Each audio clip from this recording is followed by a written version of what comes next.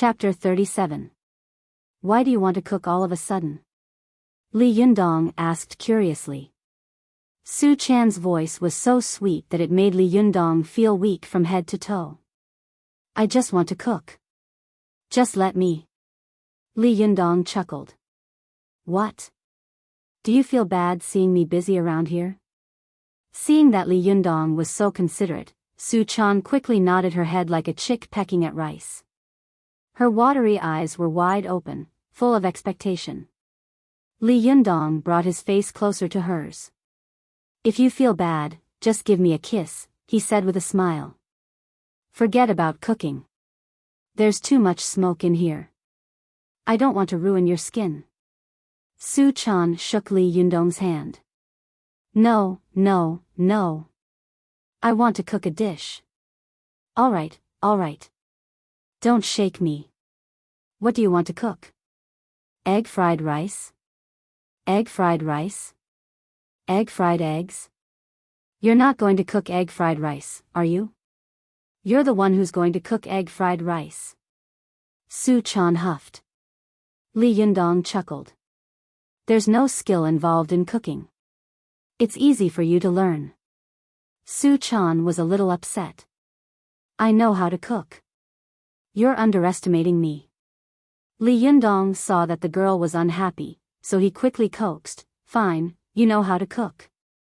What do you want to cook? Su Chan's anger turned to joy. I want to cook braised crucian carp. Li Yundong was a little surprised. Oh, I really did underestimate you. You know how to cook braised crucian carp? Su Chan nodded proudly, as if she had already cooked the most delicious dish in the world. Of course. Who do you think you are? Li Yundong looked at Su Chan, amused. He took out the crucian carp from the fridge and said, All right. Let's see what a great chef can do. Su Chan rolled up her sleeves. I'm going to let you broaden your horizons today. Then, she picked up the knife and glared at Li Yundong as if she had seen her mortal enemy. Then, with a shout, she chopped the crucian carp on the chopping board horizontally. With a clang, the fish was chopped into 2 halves. Li Yundong didn't know whether to laugh or cry. Who cuts a fish like that? Could it be roasted fish? Li Yundong pressed his forehead and said, My little lady, this method of cutting carps is very rare. Su Chan turned around and made a face at him. Shush. My hand just shook. Li Yundong chuckled dryly. All right. Just a little bit. Don't shake your hands again later. Su Chan raised the kitchen knife in her hand and threatened him fiercely. Say it again. Say it again. Li Yundong quickly raised his hands. I'll shut up. I'll shut up. Su Chan returned to the court with a snort. That's more like it. After saying that, she gestured with the blade of her knife at the carp that had been cut in half and chopped it again. This time, the saber chopped vertically, splitting the head and the tail into 2. He grimaced as he watched. Just as he was about to speak, the chopping board under the fish suddenly fell to the ground with a clang. It had been split into several pieces by Su Chan. Hua! Li Yundong sucked in a breath of cold air. He picked up the chopping board from the floor and gave Su Chan a thumbs up. Great knife skills, heroine. Su Chan's cheeks were a little red. I was a little nervous with you standing here, so I used a little more strength. Li Yundong retreated to the kitchen door. I'll stand here, okay? Su Chan was trying to recall the last time she and her master had cooked fish together. She couldn't help but feel a little flustered. Shush, she said. Li Yundong shut his mouth, but when he saw Su Chan running around in front of the stove like a headless fly, he didn't know what she wanted to do. He couldn't help but say, Stop running around. My head is dizzy because of you. Where did you hide the salt? Su Chan said angrily. Li Yundong smiled bitterly. In the shelf on your right. Hey, that's pepper powder. Hey, that's chili powder. Can't you tell the difference between red and white? Are you colorblind? Come on, is it that hard to find salt? Li Yundong couldn't stand it anymore. He walked over to Su Chan and took the salt jar. Su Chan took the salt shaker from his hand, but she felt a little embarrassed by his nagging. She turned around, pouted, and shoved him back, all the way to the door. She stood against the wall. Stay here, she said. Don't go any further, Li Yundong said. Then she stormed back into the kitchen, then back out again. She put her hands on her hips and yelled, "And don't talk." Li Yundong shook his head and smiled bitterly. This girl sure has a strong ego. He leaned against the wall and watched Su Chan walk around the kitchen for a while, then start to scratch her ears and cheeks and jump up and down again. He had no idea why she was so worried. After a while, Su Chan couldn't stand it anymore. She rushed out and stomped her feet. Hey, you see I'm in trouble? Why don't you help me? Li Yundong didn't know whether to laugh or cry. You told me not to talk. You can talk now, Su Chan said. Li Yundong resisted the urge to laugh. Fine, he said. What can you do in there that you can't handle? Su Chan's cheeks turned red. How do I start a fire? She asked shyly. Li Yundong burst out laughing and reached out to ruffle Su Chan's hair. Su Chan yelped and jumped away, covering her head with her hands. She bared her teeth at Li Yundong. You're so annoying, she said. Li Yundong took Su Chan's hand with a smile and led her to the gas stove. He flicked the switch and pointed at the automatically lit fire. Do you see that? He said. You know how to use it, right? Su Chan's eyes widened. She stared at the blue flame on the gas stove. She was surprised and curious, as if she couldn't understand how a fire could be made out of thin air.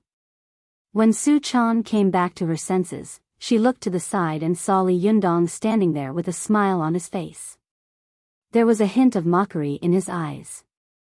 She blushed and pushed Li Yundong out again. This time, she pushed him into the living room. Wait here, she said. I won't let you in until I'm done cooking. Li Yundong shook his head and smiled. He watched Su Chan rush into the kitchen. Then, he heard a bang. Su Chan slammed the door shut. He was bored in the living room, so he turned on the TV. He realized that even though he had thrown away the broken TV, he hadn't bought a new one yet. Li Yundong said to himself. I need to buy a new TV tonight. Otherwise, the landlord will come and see me. After making sure that the kitchen door was closed, Su Chan walked over to the gas stove, which was still burning. She waved her hand at the burning coal, and with a whoosh, the flame jumped into her palm. Su Chan played with the blue flame for a while. Then, she lost interest. I thought it was a powerful flame, but it's so lame. It's nothing compared to the Samadhi true fire. Su Chan crushed the leaping flames in her palm and continued to torment the cushion carp. However, she did not notice that the switch on the gas stove was still turned on, and the gas was still silently spilling out. Li Yundong, who was in the living room, had no idea what was going on. He had just laid down on the carpet and was about to take a break when he heard a knock on the door. He got up immediately. Who is it? Li Yundong was surprised. He didn't have many friends on campus, and he hadn't even stayed in the dormitory for a day during his first year of university. Basically, no one knew that he lived here. Who would be looking for me at this time? Li Yundong looked through the peephole, and he almost fainted. A fat, big-eared woman was standing outside the door. She looked impatient and unscrupulous. It was the landlord. You can't talk about people in the day, but you can't talk about ghosts at night. Li Yundong looked at the empty TV wall, and then at the bowl-sized hole in the roof. He broke out in a cold sweat. He wanted to pretend that there was no one inside, but he saw through the peephole that the landlord had taken out her key and was about to open the door after knocking for a while. Li Yundong had no choice but to bite the bullet and open the door. As soon as he opened the door, he saw the landlord standing at the door in surprise. "Who are you?" she asked in a high-pitched voice. Li Yundong smiled. "Auntie, I'm Li Yundong." The landlord's eyes were full of surprise. She looked Li Yundong up and down from head to toe. She thought to herself, this kid is quite energetic after losing weight. But he's still dressed like this. She stood at the door, fanning herself with her hand. "I thought you weren't home. I called you so many times. Why didn't you pick up?" Li Yundong returned to the living room in surprise. He found his cell phone and checked it. Sure enough, there were a few missed calls. Sorry. Maybe I didn't hear them during the rehearsal today." Li Yundong didn't want the landlord to come in, so he didn't bring her shoes. "Why are you here today?" The landlord walked into the room and said, "Isn't your rent due in 10 days? I'm here to take a look and collect the rent. Also, I'll bring someone to look at the house." As soon as he finished speaking, a voice came from outside the door. A woman with a sweet voice said, "Oh, you're so annoying. What's so good about this place? Why do you have to live here? It's not like you don't have your own property." A man's voice laughed. "Isn't this a little remote? And it's quite quiet here." "Nonsense. I think you don't want your wife to know." "No way. It's not like you don't know that I'm in the middle of a divorce with my wife. It's not like you don't know that I only like you. Humph, you men all say one thing and mean another. Do you think I don't know that you have a lot of mistresses outside?" As the two of them talked, they walked to the door. Li Yundong took a closer look and saw that the first person who came in was a woman wearing a milky white miniskirt. Her two white thighs were very sexy. The woman wore heavy makeup and looked very beautiful, but he didn't know how she looked after removing her makeup. The woman was wearing high heels, and the first thing she saw was Li Yundong standing in the living room. Her eyes lit up, and she thought to herself, this guy is not bad. Very handsome and sunny. Chapter 38. He saw that the woman beside him couldn't help but look at Li Yundong. Her eyes were full of curiosity, like a white-boned demon that had seen Tang Seng's flesh and couldn't wait to eat it. The man was unhappy. He deliberately stood in front of the woman carelessly and put his arms around the woman's waist. He looked around as if he was showing off and began to pick at the mulberry tree and the locust tree. This house is not good. It's very shabby. The landlord next to him obviously regarded this man as her big financial backer and was ready to take advantage of him. She smiled apologetically and said, "Oh, Boss Zheng, you can't say that. This house was renovated last year. Look, I bought this carpet for more than 5,000 yuan. Oh, Li Yundong, why don't you take care of it? Look at how much hair has fallen off the carpet. No, I have to deduct your deposit." Li Yundong looked down and was full of complaints. "Where did the hair fall off? Are you looking for trouble?" The landlord hadn't noticed anything strange in the room yet.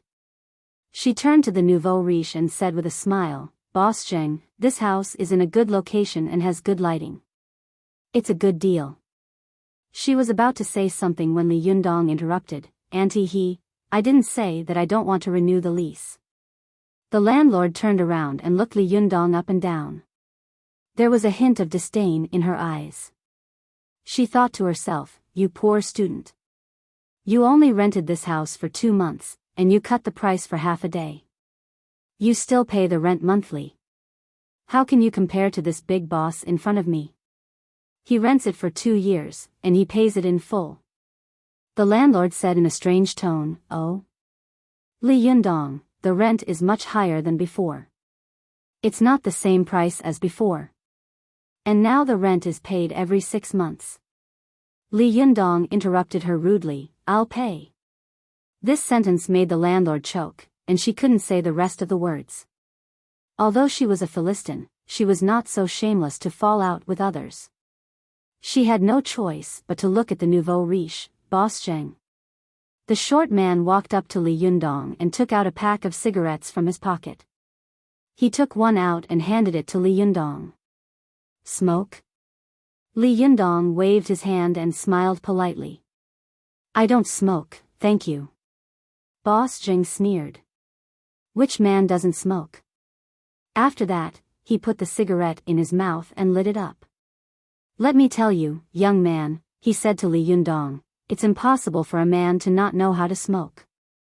You're still young, and you haven't entered society yet, so you don't know what's going on. When you enter society, you will know the use of this small cigarette. Li Yundong secretly frowned as he listened to the upstart show off.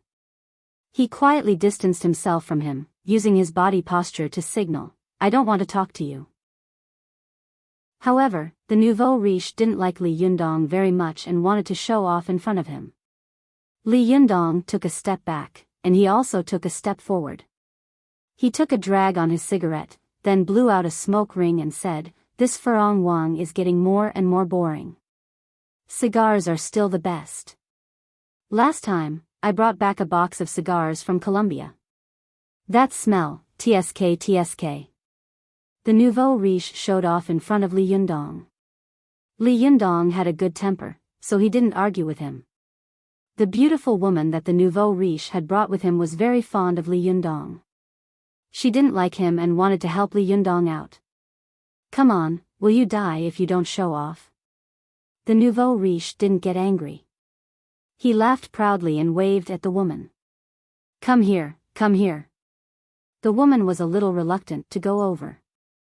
She glanced at Li Yundong and suddenly felt that standing next to this vulgar man with the temperament of a nouveau riche was simply disgusting. She twisted her body and walked over slowly. The man put his arm around her waist and showed off to Li Yundong. This is Lily. Do you know who she is? The woman named Lily subconsciously glanced at Li Yundong when the man put his arm around her waist. She didn't know why, but her cheeks actually turned red. She struggled out of his hand and said angrily, what are you doing? Be more respectful. There are people here. Boss Zheng laughed and pulled the woman into his arms. As if there was no one else around, he stood on tiptoe and kissed the woman's mouth. Li Yundong watched the man's effort to stand on tiptoe and couldn't help but marvel in his heart. He couldn't help but admire the man's skin. It was really at the level of the Golden Bell shield. The woman grabbed the man and pushed him away. She was a little angry. I'm going to be angry. Boss Jing didn't care and stopped pestering the woman beside him. He turned his face and took another long drag of his cigarette. He said very arrogantly, Lily is the top beauty of our Tiannan City Miss Beauty pageant. She used to be a serious undergraduate student at school. Li Yundong sneered in his heart. So what? She was still taken by a pig like you. Thinking about this, Li Yundong's eyes swept over the woman. The woman happened to look at him. Their eyes met, and then they both looked away. Since Li Yundong had Su Chan by his side, he regarded all the beauties in the world as floating clouds. Therefore, there was not a trace of affection in his eyes when he looked at the woman. Instead, there was a faint contempt in his eyes for this kind of woman who clung to the rich. Women were sensitive, and as a mistress, they were naturally more sensitive. As soon as she saw Li Yundong's gaze, the woman's whole body trembled. Her eyes darkened, and she stood there in a daze. However, the man beside her didn't seem to notice it at all. He just kept bragging to Li Yundong about Lily's beauty. He said, salivating, damn, you don't know. When I first saw Lily, it was really like Dong Yong seeing the 7 fairies. My eyes were glued to her. I say, young man, you have to work harder. If you don't have money these days, which woman will be with you? Don't you think so? Li Yundong was a little impatient, but he still kept a polite smile on his face. Yes, yes. Boss Zheng was still bragging, but suddenly the kitchen door opened with a clatter. Su Chan poked her head out and looked curiously at the people in the room. Then, she blinked at Li Yundong and said, Yundong, is there someone in the house? Mr. Zheng, who was in the middle of bragging, saw Su Chan. He was so shocked that he didn't even notice the cigarette in his mouth fall to the carpet. His eyes were fixed on Su Chan, and the desire and greed in his eyes made it seem like he wanted to swallow her whole. As the mistress, Lily was also shocked when she saw Su Chan. At the same time, she felt extremely inferior. Not only in appearance, but also in soul. She saw a pure and transparent soul in the girl's eyes. She was not like her own, which was muddy and dirty with money. The landlord was shocked and jealous when he saw Su Chan. He was shocked that Li Yundong had hidden such a beautiful girl in his house, but he was jealous because the girl's beauty was too amazing. What's the difference between a beautiful woman and a vixen? What man can stand it? The landlord thought to herself in shock. She turned around and looked at Li Yundong, trying to figure out how a poor student like him could hide such a beautiful girl in his house. Boss Zheng, who had been bragging all this time, finally came back to his senses. He remembered how he had bragged about Lily's beauty in front of Li Yundong. His face turned purple, and he couldn't say a word for a long time. The landlady saw the cigarette butt on the carpet and rushed over to pick it up. Just as she was about to speak, she suddenly saw the empty television wall from the corner of her eye. Her plump body suddenly froze. Oh no! Li Yundong thought to himself, then immediately covered his ears. The landlord let out a scream of over 200 decibels. The scream was so piercing that everyone in the room grimaced in pain. The landlord pointed at the television wall and screamed, "Where is my television?" Li Yundong quickly smiled apologetically. "Auntie He, listen to me. I accidentally broke the television a few days ago. But don't worry, I'll replace it with a new one." The landlord put her hands on her hips and spat. "You'd better replace it tomorrow. I want the exact same one. I'll come and check it." Li Yundong knew that he was in the wrong, so he didn't say anything. He just nodded. Yes, yes, yes, yes. But the landlord suddenly realized that something was wrong. She looked around the room to see if there was anything else wrong. When she looked up, she let out another scream of over 200 decibels. "Where's the chandelier? Where's the chandelier?" Li Yundong smiled bitterly. "The chandelier fell down 2 days ago. But don't worry, I'll fix it. It'll be the same as before." The landlord was so angry that her fat body trembled. "I'm not renting this house to you anymore." Boss Zheng, who had finally found an opportunity to discuss Li Yundong, immediately said, "I'll rent it. I'll pay you the rent right now." As he spoke, he pulled open his waist bag, revealing a large stack of brightly colored banknotes. Lily couldn't stand it anymore. She frowned and said, "I don't want to live here anymore." Then she rushed out of the door. Su Chan stared at the scene in front of her in a daze. "What happened?" she asked in confusion. Li Yundong was afraid that she would say something inappropriate, so he quickly waved at her and said, "Go do your thing. It's none of your business." Chapter 39. The landlady was dumbfounded. She had thought that she would be able to blackmail a rich man, but now her plan was ruined. "Thank goodness I'm a smooth talker. I didn't offend this guy completely." The landlady patted her chest and glanced at Li Yundong. But what she had said just now was a bit of a no-no. She could only keep a straight face and look around the room. Li Yundong was quick-witted. "Auntie He, this was just an accident. I've been living here for almost a year now, and I haven't owed any utilities or rent, have I? Don't be so petty with a student like me. If you want to raise the rent, I'll pay for it. Is that okay?" The lady boss was both helpless and secretly happy. She hummed and said, "Well, I'll think about it." Li Yundong saw that there was hope, so he quickly struck while the iron was hot. "Auntie He, I promise you that I won't damage your house again." The lady boss snorted twice and was about to speak when she suddenly smelled the smell of coal. Her nose twitched twice, and just as she was about to speak, she suddenly heard a loud bang from the kitchen. It was like a bomb had exploded, and all the windows in the living room and bedroom were shattered.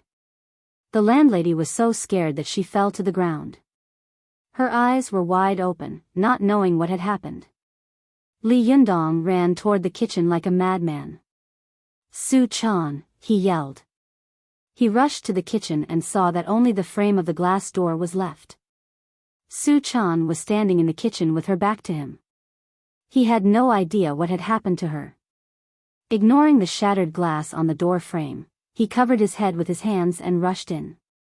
Then, he grabbed Su-chan's arms and turned her around. "Are you all right? Where did you hurt yourself?" he asked in a loud voice. "Are you all right? Where did you get hurt?" Su-chan's eyes widened. Su-chan's face was dark. She didn't look like she was hurt. She just stared blankly at Li Yundong. Li Yundong felt like his soul had left his body. He couldn't imagine what would happen to him if something happened to Su-chan. "Say something, Su-chan. Don't scare me like that." Li Yundong pinched Su-chan's philtrum with his fingers. Su-chan's body suddenly shivered when Li Yundong pinched her. Her eyes widened as she shouted, "What kind of powerful magical weapon is that? You scared me." Li Yundong felt that he must have heard wrong. He asked with a strange expression, What did you say?" Su-chan pointed at the gas stove, which had been blown to smithereens, and said with hostility and vigilance, "I touched this just now, and it exploded. You scared me to death." Could it be the Maoshan Sex Fire Yang Talisman and Thunder Explosion Talisman? Li Yundong didn't know whether to laugh or cry. So it was a gas explosion. Did this girl watch too many TV dramas? Li Yundong looked her up and down, still worried. "Are you sure you're not hurt?" Su-chan snorted and said arrogantly, "What can a powerful magical weapon like this do to me?" Li Yundong saw that she was unscathed. The kitchen was in a mess, but she wasn't hurt at all, so he felt relieved. Hearing the little girl still talking nonsense, he immediately knocked her on the forehead. "Are you still talking nonsense? Are you making sarcastic remarks?" As soon as he finished speaking, he saw the landlady standing in the doorway, staring blankly at the scene. The kitchen in front of the lady boss was a complete mess. It was too horrible to look at. The windows in the kitchen had been blown off, and there was a big hole in the gas stove.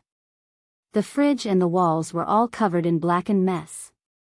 The lady boss fell to the ground on her buttocks. With tears and snot streaming down her face, she shouted to the sky, "Oh my God, you two brats. Look at what you've done to my house. What do you want me to do?" Su-chan glanced at the landlady, then at Li Yundong. "What happened to her?" she asked in confusion. "Did someone die in her house?" Su-chan pointed a finger at the landlady. "Hey, what are you crying for? It's not like this house belongs to you." The landlady's fat jiggled like a mountain when she heard that. "If it's not mine, then it's yours, you little vixen.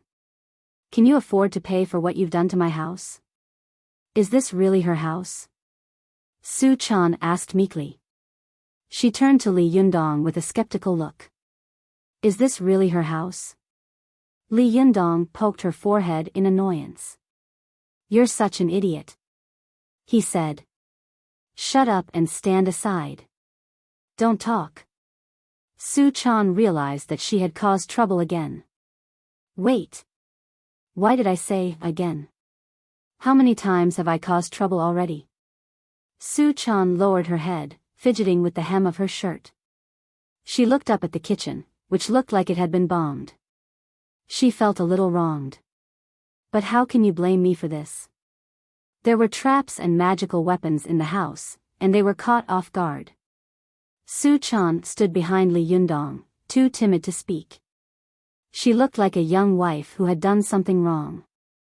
The landlady was crying so hard that it was as if everyone in her house had died. Li Yundong walked up to her with an apologetic look on his face. "Auntie he said apologetically, "this all happened too suddenly. I didn't know that the gas would explode all of a sudden, but I do believe that we are partly to blame. I don't want to shirk my responsibility either. I'll pay for the damage to the TV, the chandelier, the other electrical appliances, and the damage to the house." When the lady boss heard this, her pig-like cries stopped abruptly. Her tears stopped as she said, "You'll pay for it? That's fine. But I can't rent this house to you anymore. If you stay here any longer, you'll tear this house down." Li Yundong thought for a moment. He knew that it was impossible for him to stay here any longer, so he nodded. "Fine. But Auntie He, could you give me 7 days? I'll move out as soon as I find a place to live." The lady boss thought to herself, "You bastard. Not only did you cause my sugar daddy to run away, but you also ruined my house. If I don't teach you a lesson, you really won't know how many eyes I have." The landlady sneered. 7 days? Dream on. Move out today. Li Yundong was both shocked and angry. Today? How is that possible? I have so many things here. The landlady snorted. "I don't care. I don't want to see you living in this house for even a day. Move out now, or I'll call someone to throw all your stuff out." Li Yundong knew that he was in the wrong, but he couldn't stop the landlady from pushing him too far. No matter how good-tempered he was, he couldn't take it anymore. "Don't you bully me." The landlady put her hands on her hips and pointed at the house. "I bully you? Take a look at this house for yourself. I bully you? Cut the crap and move out." "Oh, right. Not a penny less. Otherwise, I'll call the police and send you to the police station."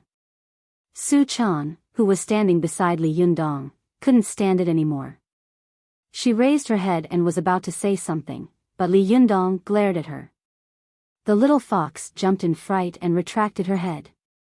She mumbled something under her breath, but no one knew what she was saying. Li Yundong remembered that Su Chan didn't even have an ID. She was a typical undocumented resident. If she was arrested and sent to the police station, she might get into big trouble. So he swallowed his anger and said, "Auntie He, can you at least give me some time to relax?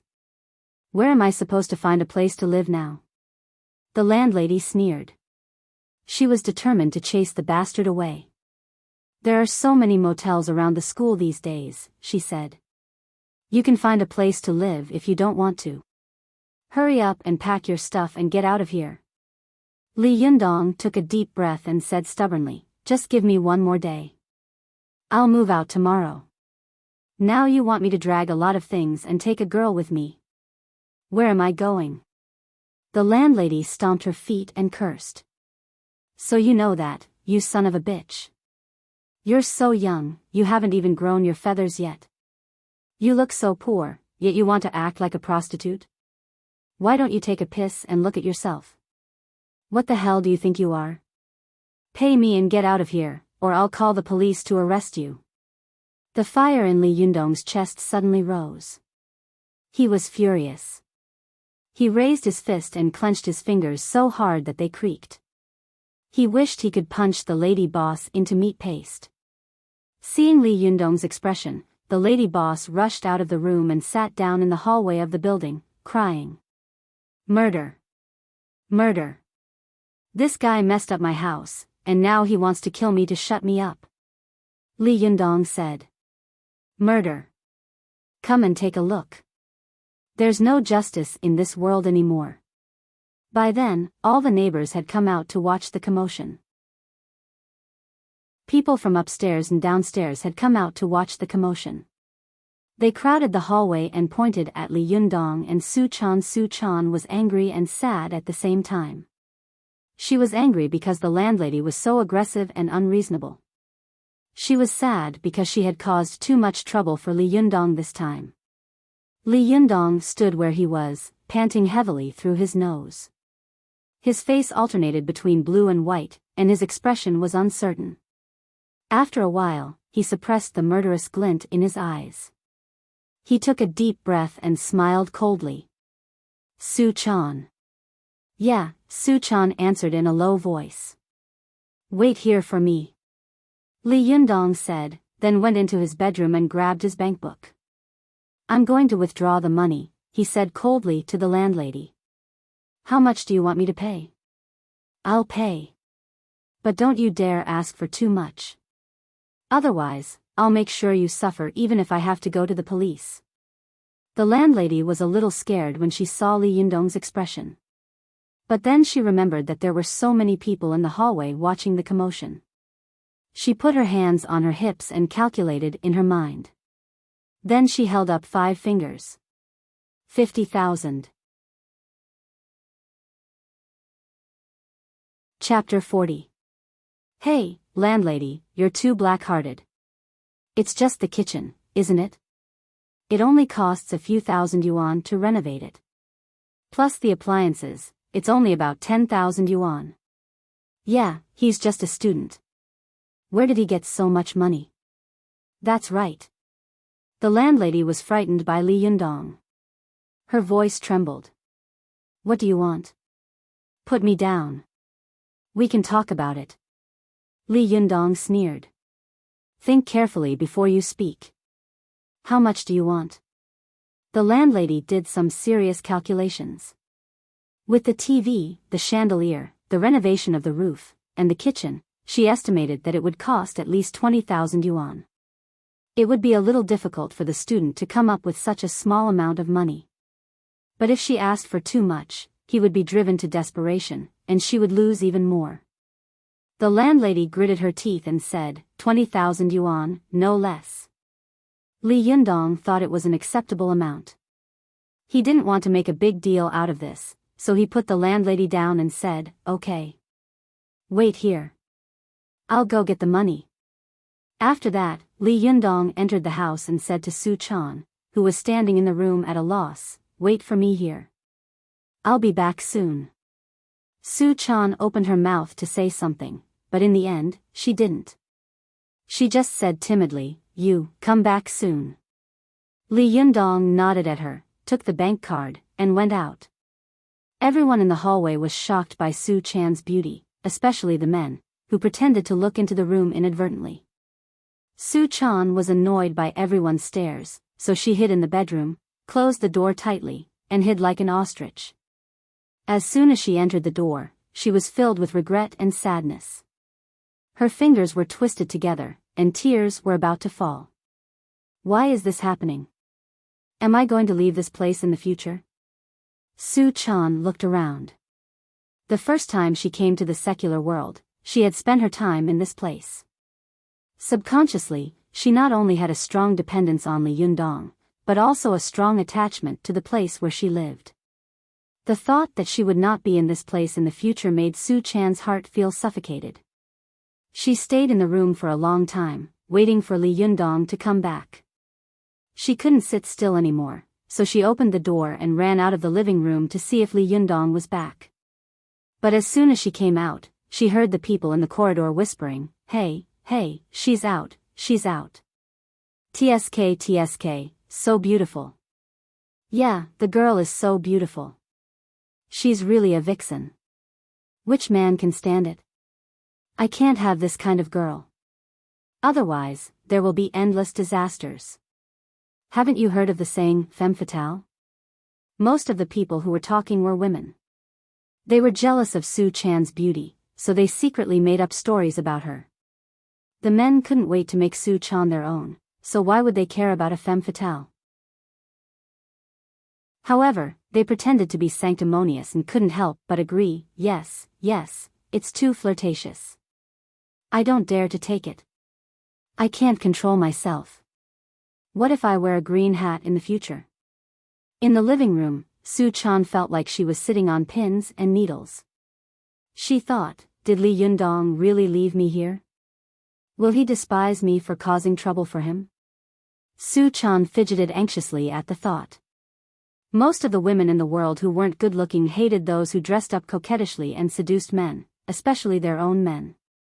Even though Su Chan hadn't seduced the landlord's man, the landlady's heart was filled with hatred whenever she saw Su Chan. She hated her youth, hated her beauty, hated her figure, and hated her flirtatious ways. She hated Su Chan's youth, her beauty, her figure, and her flirtatious behavior. The boss gave Su Chan a sideways glance. Don't even think about it. If I were a man, I wouldn't take you with me even if I had to leave. Look at you. You're a troublemaker. Su Chan's eyes were filled with tears. Li Yundong won't do that, she yelled at the boss. The boss laughed. Is that so? Even if he doesn't do it now, he'll do it sooner or later. Anyway, if you want to seduce someone, you should go seduce the rich ones. What's the point of seducing a poor student? What's so great about it? Does it give you a sense of accomplishment? Su Chan was shaking with anger. If she hadn't been afraid of causing more trouble for Li Yundong, she would have killed the fat woman on the spot. Su Chan wiped away her tears and murmured in a low voice. It sounded like she was talking to herself, but it was more like she was trying to cheer herself up. Yundong won't leave me behind. He won't leave me behind, but the more Su Chan thought about it, the more she realized that what these people were saying made sense. She didn't know anything at all. The only thing she knew was cultivation, but it was useless in this world.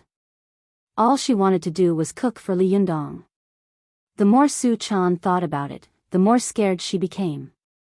She waited in the living room, alone and scared, like a lost lamb. Su Chan clenched her fists tightly.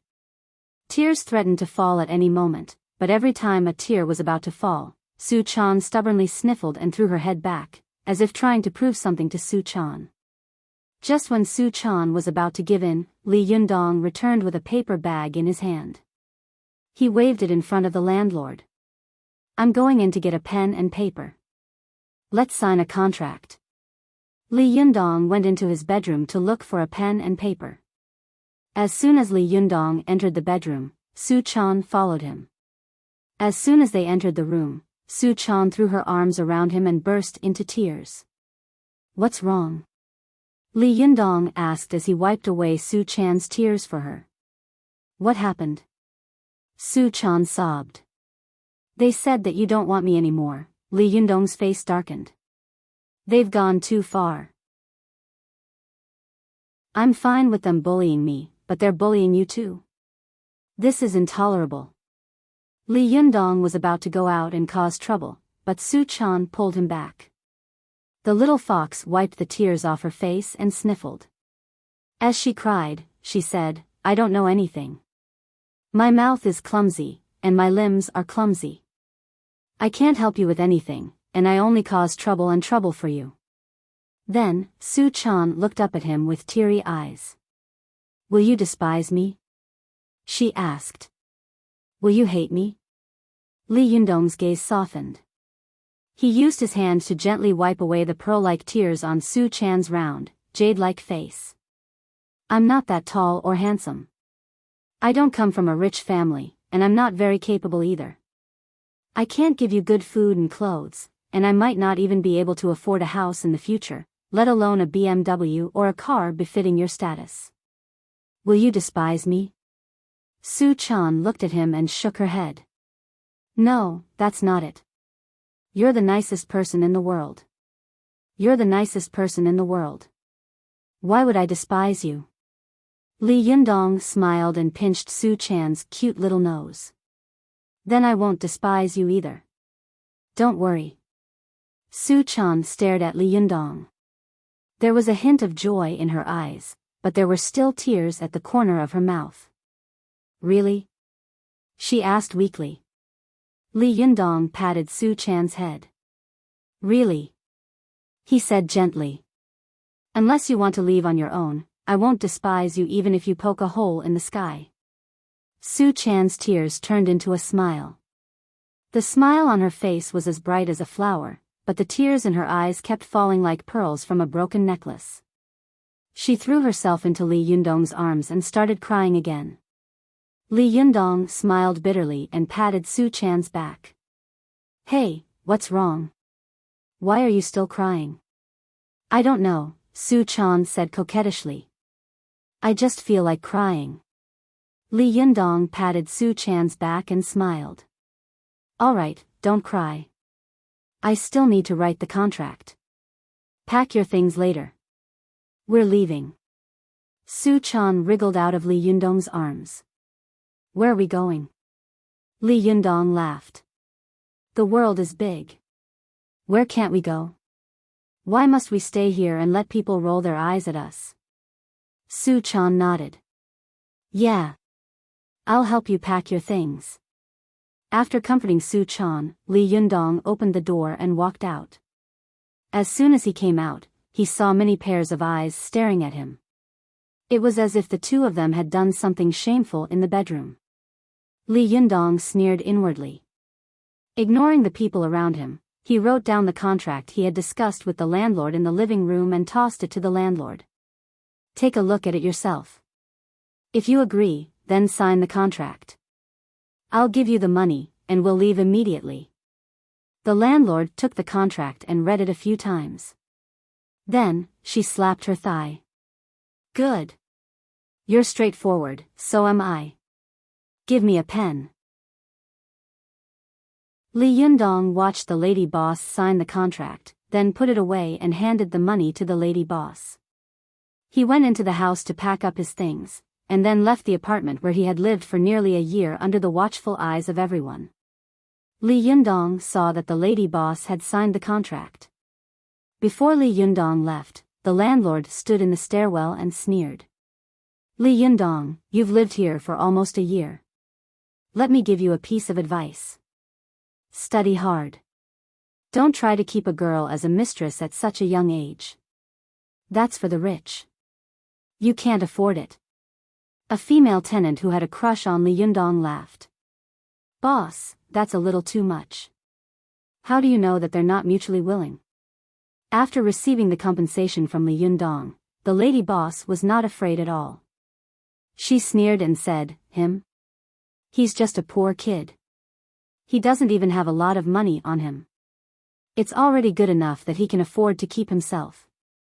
How can he afford to keep a woman? I say, in a few days, this woman will run away with another man. As soon as Su Chan heard this, her head buzzed. She shouted excitedly as if she had lost control, Li Yundong is the person who treats me the best in the world. He will definitely become a great hero in the future. I won't leave him. The onlookers were stunned for a moment. Then, they burst into laughter. Great hero? That's hilarious. Ouch, my stomach hurts. The landlord was laughing so hard that he was rocking back and forth. He wiped away the tears in the corner of his eyes. You're really bragging without a draft. You're talking about a great hero? That's hilarious. What era are we in? Great hero? Little girl, when you meet the real rich people, you'll know how stupid you are. Stop joking around. Su Chan's tears flowed down her cheeks. She clenched her fists and gritted her teeth. She wanted to rush up and teach the landlord a lesson, but a warm hand pressed down on her shoulder. Su Chan turned around and saw Li Yundong smiling at her with a warm smile. Silly girl, he said. Why are you so calculative with them? Tears streamed down Su Chan's cheeks. But, you're so nice to me. Li Yundong smiled. Yeah. Isn't that what I'm supposed to do? Su Chan cried even harder when she heard Li Yundong's words. I believe that one day, you'll become a great hero. I just believe that. Li Yundong still had a gentle smile on his face. This kind of smile was warm and tolerant, as if it could tolerate all the words and deeds of the little girl without limit. Well, I will. If you want me to be a big hero, I will work hard to be a big hero. Su Chan raised her head and looked at the boy in front of her with teary eyes. All of a sudden, she had a strong urge. I must raise this boy in front of me into the world's top master and hero, so that I can show these snobs who look down on me in the future. Su Chan made up her mind. She wiped away her tears and grabbed Li Yundong's hand. Then, she turned around and glared at the crowd of onlookers. Let's go. Li Yundong looked back and saw that most of the onlookers were gloating over his misfortune. Especially the men, who saw that even though he was in dire straits, Su Chan was still stubbornly following him around. Their eyes were filled with jealousy and hatred. Li Yundong took one last look at the landlord and sneered in his heart. I don't believe that I, Li Yundong, can't make a name for myself. Just you wait and see. The crowd in the corridor watched as the two of them disappeared into the elevator. For a moment, they whispered to each other, saying all sorts of nasty things. Only an old man sighed softly. Although his voice was soft, it clearly reached the ears of the crowd. Sigh, don't bully the young for being poor. Chapter 41. Li Yundong thought for a moment, then said, let's stay at a hotel near the school for the night. We'll look for a house tomorrow. Oh. She lowered her head and followed him for a few steps. Don't you have class tomorrow? She asked, looking up at him. Li Yundong sighed. Still going to class? Tomorrow is self-study and a small class. Let's not go. Let's settle the house first. Su Chan nodded again and didn't say anything else. When they arrived at the hotel, Li Yundong took out his ID card and handed it to the receptionist at the front desk. The receptionist glanced at Li Yundong in amazement, then at Su Chan in shock. She clicked her tongue and thought to herself, this pair is a perfect match. But isn't this girl a little too pretty? Could she be a movie star? The receptionist looked at Li Yundong's ID card, then at him. Hello, she said hesitantly. You have to show your ID card here. Li Yundong smiled. This is my ID card. I'm just thinner than before. The waiter's eyes widened. He looked at the old ID card, and then looked at the current Li Yundong. The fat boy on the old ID card was not handsome at all, and his eyes were even more lifeless. How could he be like now? His eyes were like electricity, and his whole body was full of vitality. The receptionist looked at Li Yundong's ID card several times before helping him register. How many nights are you staying? Just one night, Li Yundong said. Single room or double room? The receptionist asked. Li Yundong looked back at Su Chan. Su Chan didn't know what was going on. She just blinked at him. Li Yundong even suspected that if he sold this girl, she would still help him count the money, right? Li Yundong wanted to get a single room and sleep with the girl. But after thinking about it, he decided against it. There was still a long way to go. He didn't want this girl to think that he was taking advantage of her. Otherwise, he would lose a lot of money. Let's get a double room, Li Yundong said honestly. The receptionist rolled her eyes. Why are you pretending when you already got a room? Can't you just get a single room? She handed Li Yundong his ID and house number. 205, she said. Insert your card for water and electricity. Li Yundong brought Su Chan into his room and tossed everything on the floor. Then, he threw himself onto the bed and sighed. Well, I guess I'll be homeless tonight. Su Chan also collapsed on the soft bedding, sniffed, and said angrily, it doesn't smell as good as before. Li Yundong burst into laughter at the sight of her innocent expression. He crawled over and pinched Su Chan's nose.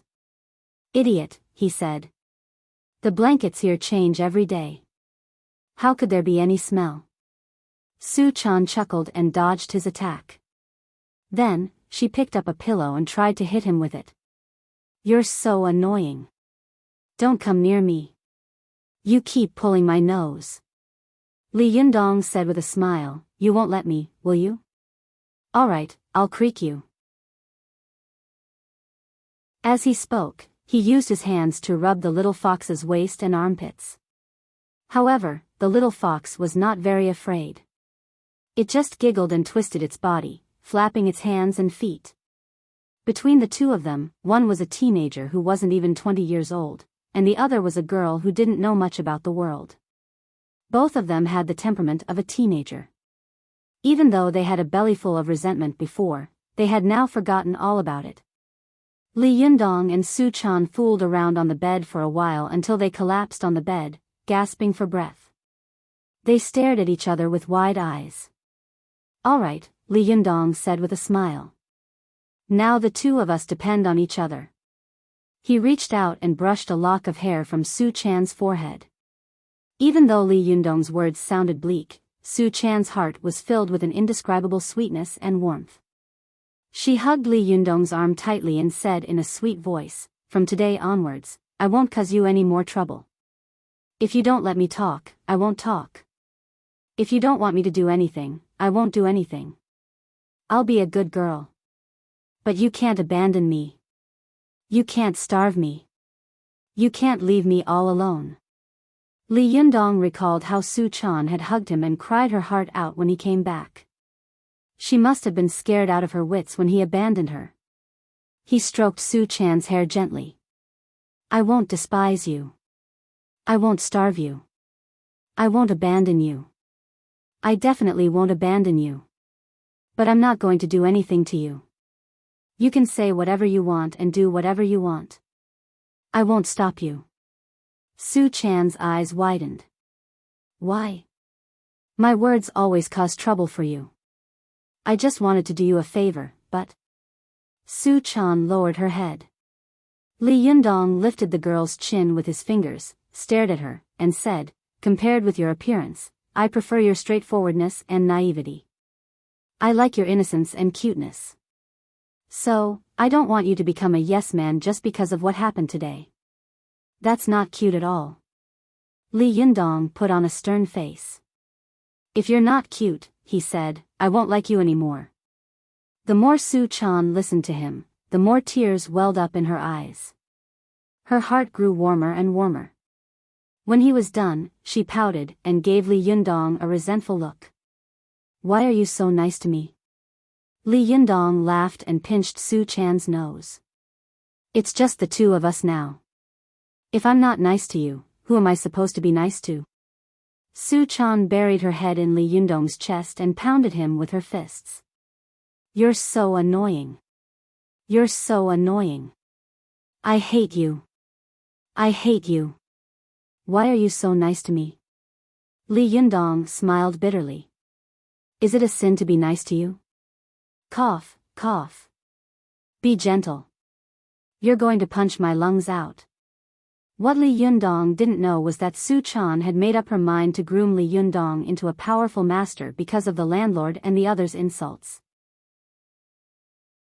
But after she calmed down a little, she couldn't help but regret her decision. After all, if that was the case, the Rinyuan Jindan would be completely out of her reach. The Rinyuan Jindan was not a common Chinese medicine like the Lu Wei Dihuang pill that could be bought anywhere. In the Gazao sect of the Southern Taoist external alchemy sect, it could be said to be a divine pill that integrated the creation of heaven and earth and seized the power of the sun and moon. The Gazao sect, which mainly cultivated external alchemy, was good at refining all kinds of elixirs. Among them, the Tianyuan fairy pill, the Diyuan Jindan, and the Rinyuan Jindan were the most famous. There was a saying in the cultivation sects, there were no more elixirs below the 3 elixirs. This showed the magic of these 3 elixirs. The refining method of the Tianyuan fairy pill had been lost since the middle of the Ming dynasty. Whether it was Mount Hezhou, Mount Longhu, or Mount Mao, no one had heard of anyone refining this pill in the 500 years since Liu Bowen in the early Ming dynasty. Although there were rumors in the cultivation sects that there was another Diyuan Jindan in Mount Hezhou, in fact, since LV Chongyang in the Republic of China, no one had seen anyone from the Gazao sect in Mount Hezhou become an earthly immortal by relying on the Diyuan Jindan and finally ascend to heaven. Therefore, below the 3 elixirs, only the Rinyuan Jindan was a living elixir. The others were all illusory legends. No matter how ordinary a cultivator's talent was, as long as they consumed this elixir, they would be able to become an itinerant immortal after cultivation. For the sake of this elixir, no less than 100 people from all the cultivation sects in the world had died. Little Fox had only been able to escape because her master had lured away those terrifying enemies. Otherwise, with her skills, she would have been smashed to pieces a long time ago. It would be a lie to say that Little Fox did not regret or hesitate to use such an elixir. But just as she was hesitating, Li Yundong's words melted her heart. She found that she could no longer harden her heart to deal with this boy. After crying for a while, the little fox sniffled a little. Not long after, she snuggled up in his arms and fell asleep. Li Yundong couldn't help but be stunned. He pushed the girl's shoulder and said, "Hey, don't sleep like that. You'll catch a cold. Lie down." Little fox moaned and twisted her body. "It's comfortable to sleep like this." "It's warm," she said, moaning as if she were sleep-talking. After that, she curled up and leaned into Li Yundong's arms. Li Yundong didn't know whether to laugh or cry. "Hey, what am I supposed to do with you like this?" Little fox ignored him. Instead, she shifted her head in a different direction and adjusted her body to a more comfortable position. Then, she continued snoring softly. Li Yundong could feel the amazing elasticity and touch of the soft, sexy body of the little girl. "My little lady, do you see me as Lu Xia Hui or Lu Xia Chui? Aren't you afraid that I'll turn you into a beast?" After Li Yundong took the Renuan Jin Dan, the essence in his body was exuberant, not to mention that there was a beauty in his arms. Her skin was soft and smooth to the touch, and her fragrance assailed his nostrils. In such a situation, even Lu Xiaohui and Lu Xiaochui would be in high spirits, let alone a young and vigorous ordinary person like him. A war raged in Li Yundong's mind, and he couldn't help but think of a joke about being worse than a beast. A girl and a boy were sleeping in the same bed. The girl drew a line on the edge of the bed and said, "If you cross the line, you're a beast." In order not to be a beast, the boy had no choice but to endure until dawn. But the next day, the girl still slapped him. "I didn't cross the line," the boy yelled, feeling wronged. "Then you're worse than a beast," the girl said. In Hamlet, Shakespeare said, "To be or not to be, that's a question worth thinking about." Li Yundong stared blankly at the little fox. "Beast," he muttered under his breath. "Worse than a beast? That's a question worth pondering." Chapter 42. When Li Yundong saw Su Chan, he opened his eyes wide and said tiredly, "God bless you. You finally woke up. Get off me. My whole body is stiff." Su Chan quickly got up and massaged Li Yundong's back and shoulders. "Thank you for your hard work. When are we going out to see the house?" Li Yundong waved his hand and threw himself onto the bed, burying his head in a pillow. "Don't disturb me. Even if the sky falls, let me sleep for a while." As soon as he finished speaking, he started snoring. Su Chan was a little confused. Logically speaking, a person like Li Yundong with Jin Dan Qi shouldn't be this tired even if he didn't sleep for a night, right? She thought. But what she didn't know was that Li Yundong had spent the whole night fighting with his own desires. His essence, qi, and blood had all gone to one place. No man could stand it after being hard all night. Su Chan tilted her head and thought for a while. She couldn't figure it out, so she ran into the bathroom to brush her teeth and wash her face. After tidying herself up, the little girl knelt on the edge of the bed and stared blankly at Li Yundong. She sat there for 15 minutes, bored. Finally, she couldn't stand it anymore. She pushed Li Yundong with her hand. "All right, I've slept enough. Get up. Let's go look at the house. We're going to find a new home." "Oh, my God, I just fell asleep. Let me sleep a little longer." Li Yundong complained incessantly. Su Chan pushed Li Yundong as if he was a small boat in the sea. "No, no. How long is a little longer?" Li Yundong snorted. "Just a little longer." Su Chan said, "No, the sun is shining on your butt." Then she pinched Li Yundong's nose with her hand and giggled. Li Yundong finally couldn't stand it anymore. He sat up with his head in his hands and said, "Do you want to kill me? You stinky girl." Su Chan didn't let go of his nose. It's 5 o'clock in the morning. The sun is rising from the east and shining on the earth. It's the best time to absorb the spiritual qi of heaven and earth. But you're sleeping in here. Since Su Chan had made up her mind to start training Li Yundong, she consciously began to supervise his cultivation. He just wanted to sleep for a while longer, so he said in a daze, "What do you mean by absorbing the lingqi of heaven and earth?" "I want to use yin to nourish yang." Su Chan's cheeks reddened. "Get up," she said, smacking him. But Li Yundong was snoring like a dead pig. How could he get up? Helpless, the little fox rolled its eyes and plucked out a strand of hair the length of a finger.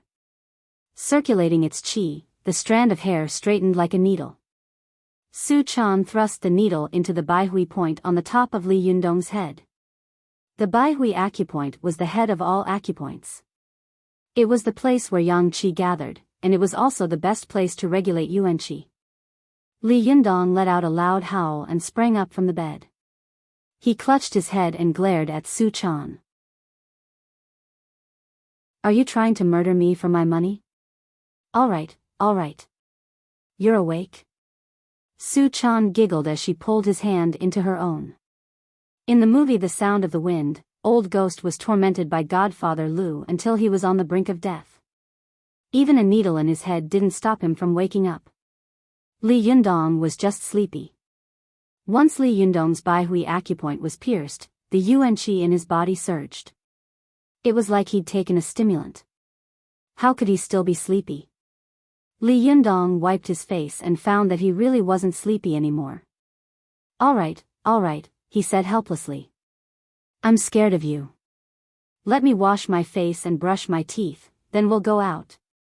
Instead, she pulled the curtains open to let in the sunlight. Then, she pulled Li Yundong to sit cross-legged on the carpet. "Sit here," she said. "I'll give you a massage." Li Yundong nodded. The thought of Su Chan's massage technique made Li Yundong close his eyes in delight. This time, Su Chan used the same technique she used on Li Yundong, butterfly plucking flowers. From Su Chan's point of view, the best time for Li Yundong to cultivate was during the Z period, which was from 23 p.m. to 1 a.m. sharp. This was the time when the yin qi of heaven and earth gradually dissipated and the yang qi began to grow. In the cultivation sect's big and small circulatory cycle of inner alchemy, the Z period was also known as the winter solstice, meaning that it was the time to start a fire. Su Chan remembered clearly that in the cultivation classic wings of scripture she'd memorized, it said, "The son of yang is the beginning of life." For beginners like Li Yundong, the Z period, which was also the period of the winter solstice, was very important. Cultivation at this time was the most efficient. An ordinary cultivator only needed to circulate their qi for 1 or 2 hours, and they would be full of energy for the whole day. They wouldn't feel tired at all. If they could develop the ability to automatically cultivate at this time, then their cultivation would reach the next level. They would reach the point in Huandan Revival chapter, "There is no need to wait for the winter solstice to refine alchemy. There is yang in the body." This meant that people didn't need to deliberately cultivate at the Z period. They had the purest yuan-yang qi in the world in their body, so they could cultivate whenever they wanted. This level meant that a person's small circulatory cycle of cultivation had a basic foundation, and they could begin to enter the next level, the big circulatory cycle of cultivation. The human body had 8 extraordinary meridians. The small circulatory cycle of cultivation focused on the Ren meridian and governing meridian, while the big circulatory cycle of cultivation focused on the remaining 6 extraordinary meridians, namely the Chong meridian, Dai meridian, Yin Wei meridian, Yang Wei meridian, Yin Heel meridian, and Yang Heel meridian, as well as the foot Shaoyin kidney meridian of the hands and feet. In other words, by cultivating these meridians, people could practice the qi condensation, which allowed them to gather qi at will, and the free will, which allowed them to use qi at will. Once he completed the 3 subjects of channel expansion, qi condensation, and free will, it would mean that Li Yundong would break through the middle level of the second heaven of qi cultivation and begin to advance to the higher level. Su Chan used a massage technique to help Li Yundong mobilize his yuan-yang qi. Although it wasn't the Z period, it was the period of time when the yang qi in the world was the most vital. Li Yundong felt that his body felt different from the last time. Last time, he only felt that his whole body was comfortable, and it was limited to his flesh and meridians. But this time, Li Yundong felt that the dantian in his lower abdomen was burning, and his waist and kidneys seemed to be boiling water, as if they were boiling soup. Although he closed his eyes, he could still feel the golden light in front of him. Moreover, this golden light did not come from the outside, but seemed to shoot out from his eyes. Not only that, Li Yundong also felt a whistling sound behind his ears, as if there was a wind behind his ears. There was a cry that sounded like the cry of a vulture behind his head, and his whole body felt like waves were surging from his dantian to the top of his head. Every time the waves surged, his sinuses would twitch in a rhythmic manner. Li Yundong felt so good that he wanted to die, but Su Chan was so nervous that she didn't even dare to blink. She circled back and forth in front of and behind Li Yundong, and her fingers quickly pressed on the vital acupoints in front, back, hands and feet of Li Yundong. Her 5 fingers flew like a butterfly flying through flowers, so fast that they left afterimages. At this time, Li Yundong's Jindan Qi was breaking through the Ren meridian and governing meridian, breaking through to the other meridians. There was often only a fine line between the small Zhoutian and the great Zhoutian. Many Qi cultivators were often stuck at this point, and could only run their Qi through the Ren meridian and governing meridian, unable to move it to the other meridians, such as the Chong meridian, the Dai meridian, and the foot Shaoyin kidney meridian. With her massage technique and the powerful Jindan Qi in his body, Su Chan wanted to help Li Yundong break through the small Zhoutian barrier and enter the great Zhoutian. She wanted to use her massage technique to help Li Yundong break through. But no one had expected that just as the huge qi in Li Yundong's body was gathering above his head, like a dam storing water, ready to rush to other meridians, suddenly there was a knock on the door, and then a woman shouted at the door, "Clean up." This time, Su Chan was suddenly stunned, and then the whole cultivation failed. Without Su Chan's guidance, the vigorous Jinqi that had accumulated above Li Yundong's head only stayed for a moment, then immediately went back to where it came from, disappearing completely in an instant. But the process of this qi flowing back could also be extremely stimulating. Li Yundong's body trembled, and he let out a loud and long sigh of lust. To the attendant at the door, this sound sounded like the sound a man made when he was having sex with a woman. The attendant's cheeks suddenly turned red, and she cursed in a low voice, "How shameless! How can you have sex so early in the morning?" Then she went to another room, knocked on the door, and said, "Clean up." How could Su Chan know about this? She pouted, very unhappy that her practice was interrupted at this time, and her efforts were wasted. She thought to herself, if it's between midnight and midnight, first of all, no one will disturb me, and second of all, the qi in Li Yundong's body will be stronger and purer, and the time it takes to break through will be shorter. Thinking of this, Su Chan couldn't help but think of something her master had said: cultivation should be done early. This early was not only early in the age, but also early in the day. The plan of a day is in the morning. What a wise saying. At this time, Li Yundong came back to his senses and sighed. Sigh, if you really can't make money with your massage skills, people won't starve to death in the future. Su Chan laughed and scolded, "What a loser. Hurry up, let's go see the house." Now Su Chan finally understood the pain of not having a stable place to live. For a cultivator to successfully practice cultivation, there were 5 prerequisites: dharma, wealth, companion, land, and artifact. Li Yundong had the help of the Renyuan Jindan, as well as his support from the side. Dharma referred to the cultivation of the Tao. This was not a problem. As for financial resources, it seemed that Li Yundong could still cope with that. As for companionship, she and Li Yundong were now Tao companions, so this was not a problem. Dharma referred to the Dharma treasures. When cultivators fought, they mostly fought with Dharma treasures. Without Dharma treasures, it was like a warrior without a weapon. And land referred to the next thing that Li Yundong and Su Chan needed to solve the most: the problem of the residents. How could a cultivator not have a good place to practice cultivation?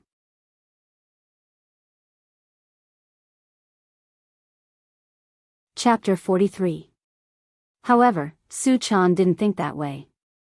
The little fox believed that the location of a cultivation mansion was of utmost importance. First of all, the mansion had to be located in the north, facing south, and there had to be windows on the east side. The air had to be fresh, and the field of vision couldn't be too narrow. Most importantly, the mansion had to be high up. Why does it have to be high up? Li Yundong asked as he led Su-chan out of a real estate agency. I used to live in a 7-story house. That's high enough. Any higher and the elevator breaks? Wouldn't I die climbing to my death? Su-chan wanted to explain to him, but she was afraid that she would reveal her identity. So, she said, don't you think that if you live high and see high, your state of mind will be more open? Li Yundong asked. Li Yundong smiled. That's true. Fine. Since you like to live in a high place, we'll look for a high-rise one. Su-chan nodded and muttered in her heart, really, have you ever heard of any cultivator who hasn't cultivated in the deep mountains since ancient times? Which one of them didn't cultivate at the top of a mountain or halfway up it? Which one of them chose to live in a low-rise place? The environment and air quality of this city are so bad. Even the effects of cultivation are so bad. Su-chan grumbled, but she knew that she couldn't drag Li Yundong into the mountains.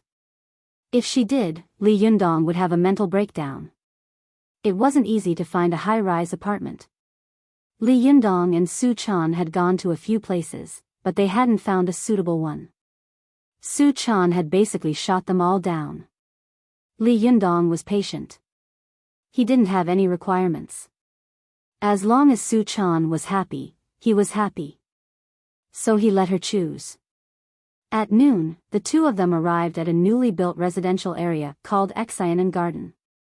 Li Yundong was walking with Su-chan while eating a McDonald's teppanyaki burger when he heard a familiar voice. Hey, what's wrong with you guys? I'm looking for Zheng Yuming. Get him out here. I don't believe he'll refuse to see me. Li Yundong turned his head and was instantly amused. Hey, isn't this the mistress who was with the nouveau riche? Li Yundong still remembered that this woman had been called Lily by Boss Zheng. He couldn't help but laugh to himself. Is this the general name for all the mistresses in the world? Li Yundong didn't want to watch the fun, but when Su-chan glanced at the geographical location of Wuxia Garden, her eyes suddenly lit up. Then she looked at the direction of the buildings in the community, her face filled with joy, and she blurted out, this place is not bad. Li Yundong smiled bitterly and said, oh, my little lady, you finally found a house you like? But this is a new residential area, and houses are not for rent, only for sale. I can't afford it. As soon as Li Yundong and Su-chan spoke, the mistress, Li, turned her head. She froze for a moment when she saw the two of them, and the arrogance she'd had when she'd been talking in a loud voice faded away. Lily took out a mobile phone from her LV handbag and said to the security guards who didn't let her in, you won't let me in? Alright, I'll call him now. Let's see if you guys will lose your jobs if he comes out. The security guards were just following orders, so how could they stand such threats? He smiled bitterly and was about to speak when he heard a loud voice. Oh, Lily, what are you doing here? Lily saw the man named Zheng Yuming, and immediately shouted at him, if I didn't come here to look for you, would I have been able to find you? A trace of displeasure flashed in Zheng Yuming's eyes, but when he saw Li Yundong, and then Su-chan, who was next to Li Yundong, his eyes lit up with desire. He laughed and walked over to them. Oh, it's you again. When Li Yundong saw the nouveau riche striding toward him, he immediately smiled bitterly and said, yes, why is it you again? Zheng Yuming shook hands with Li Yundong in a friendly manner, but his eyes were fixed on Su-chan, as if he wanted to swallow her whole. After shaking hands with Li Yundong, he reached out to shake hands with Su-chan. How could Su-chan like this kind of person who reeked of money? She just pulled her hand behind her back, hid behind Li Yundong, and made a face. This kind of behavior was extremely impolite, but Su Chan was too beautiful and cute. Her behavior not only didn't make Xing Yuming unhappy, but it also made his heart itch.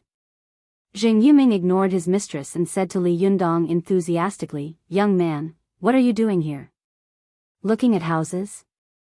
When Xing Yuming said this, a trace of contempt and disdain flashed in his eyes. He really didn't believe that Li Yundong, who lived in a rented house before, could afford a house here. Li Yundong smiled and said, "By the way, is this house yours?" Xing Yuming laughed and said proudly, "Whatever you want, whatever you want. Do you want to come in and have a look? I'll give you a discount." As the saying goes, strangers at first, friends at second. We're acquaintances anyway. Li Yundong was about to speak, but Su Chan's eyes suddenly lit up. "How much is the highest house here?" Hearing Su Chan's question, Xing Yuming's heart trembled with surprise. He took a deep breath and said, 13,000 yuan per square meter. "Ah, of course, if a beautiful lady like you wants to buy it, I can give you a discount. 10,000 yuan per square meter, what do you think? You can't get a discount like this in the whole Tiannan city. It's a very good discount, very honest." Li Yundong smiled bitterly in his heart. 10,000 yuan per square meter. Very good. I can buy a toilet. And it's a hairy one. Su Chan was disappointed when she heard this. She also knew that after Li Yundong lost money, he only had a little more than 80,000 yuan in his bank account. No matter how she looked at it, it was impossible for him to buy a house here with such a small amount of money. But she really liked the environment here. Because it was located in the suburbs, there was less exhaust gas pollution, and the air was good. Most importantly, the direction of the room and the height of the floor were ideal. Su Chan was a little reluctant to give up, so she asked again, "We can't afford it. Do you rent it?" "Rent it?" Xing Yuming's mouth widened and he burst into laughter when he heard this. Su Chan was annoyed by his laughter. She pulled Li Yundong's arm and said, "Yundong, let's go." Xing Yuming saw that she was about to leave. If she left, he might not be able to see her again. He quickly shouted, "Hey, I didn't say I wouldn't rent it." Su Chan pulled Li Yundong to a stop and turned around. "You're willing to rent it? What's the price?" Xing Yuming thought for a moment. "This beauty is 2F** king amazing. I have to keep her in my sight. Otherwise, I'll regret it for the rest of my life. I might as well lower the price. As long as she's willing to live in this community, I don't believe that with my wealth, I can't win over a poor guy like you." Xing Yuming's calculation was very shrewd. He raised a finger, looking like a philanthropist, and said, "This number, 10,000 yuan per month?" Li Yundong gasped. Xing Yuming said proudly, 1,000 yuan. "I say, young man, we're fated people. You can choose any house in this community. If you like it, go to the sales center and tell them that I, Xing Yuming, asked for it. You can rent it to you for 1,000 yuan per month." When Xing Yuming said this, the expression on his face was as if he had just had sex with a woman. He looked like he was awesome because he was rich. Although Li Yundong thought this kind of person was disgusting, he was also moved by the price. In the house he had rented before, a bedroom, living room, and appliances cost 1,300 yuan per month. Xing Yuming saw that Li Yundong was deep in thought. He thought that Li Yundong was worried about the lack of furniture and appliances in the house. He waved his hand again and revealed a look of salvation. "You're not worried about not having enough money to renovate the house, are you? Don't worry, I have a sample house on the roof that looks like a garden in the sky. It has everything you need. You can just pick up your bags and move in." This time, Li Yundong raised his head. No matter how stupid he was, he could smell the smell of a conspiracy. This guy is unaccountably solicitous. He's definitely hiding something. Li Yundong thought to himself. When he saw Xing Yuming's eyes land on Su Chan from time to time, Li Yundong understood everything. He sneered to himself and clenched his fists. You want to steal my woman? You're tired of living? Li Yundong's anger rose. But Su Chan had no idea what these people were thinking. She tugged at Li Yundong's arm excitedly. Let's go take a look. Let's go take a look. He didn't want to stay here for even a second longer, but he also didn't want to spoil the girl's fun. It wasn't easy for such a beautiful girl to run around with him under the hot sun all morning. Which girl nowadays could do this? Li Yundong turned his head and looked at Su Chan helplessly. He didn't want to stay here for a second longer, but he also didn't want to spoil the girl's fun. Fine, Li Yundong said helplessly. But he had already made up his mind. No matter what, he wasn't going to give this nouveau riche a chance to steal his woman. Jing Yuming was overjoyed when he heard that. Hurry up and accompany my young man to the sales center, he said to the security guard. Then he remembered that there was still the matter of the mistress that had yet to be dealt with. Lily had come here today because she had heard that Jing Yuming had found himself another woman. She was here to cause trouble, but she had been watching Jing Yuming's performance from the sidelines. This was such a cold-blooded, callous man who liked the new and hated the old. I've been with him for a while now, but he's been ignoring me for so long just because he's taken a liking to a new woman. It really made one's heart turn cold. Lily glanced at Li Yundong and Su Chan. All of a sudden, her heart was filled with envy for the purity of their relationship. She didn't feel any jealousy at all. Instead, she secretly wished them well. I hope you guys can always be happy like this. Don't let this materialistic society contaminate you. Lily looked at Jing Yuming and sneered. You still remember me? I thought you forgot about me. Jing Yuming's mind was completely focused on Su Chan now. In his mind, Lily was a used shoe. Who would want to wear a used shoe? He was a little impatient in his heart, but Su Chan didn't go far. He suppressed his unhappiness and said, How could I? Why did you come to see me today? Lily had originally wanted to make a scene with him, but after experiencing such a thing, she was suddenly disheartened. She didn't want to get involved with such a man anymore.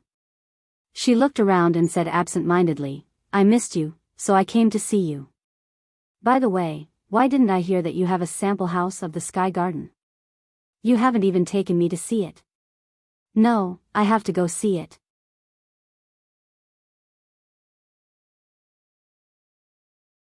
Chapter 44. Li Yundong was surprised to find that Jing Yuming's mistress had followed him. He murmured to himself, but didn't pay much attention to it. But when he followed the security guard to the sales center, the show began. A gorgeously dressed woman was walking out of Sinan Garden. The woman happened to see Jing Yuming, who was chasing after Lily, and heard Jing Yuming say breathlessly, Oh, Lily, don't be like this. I'm very busy with work. Don't you know that?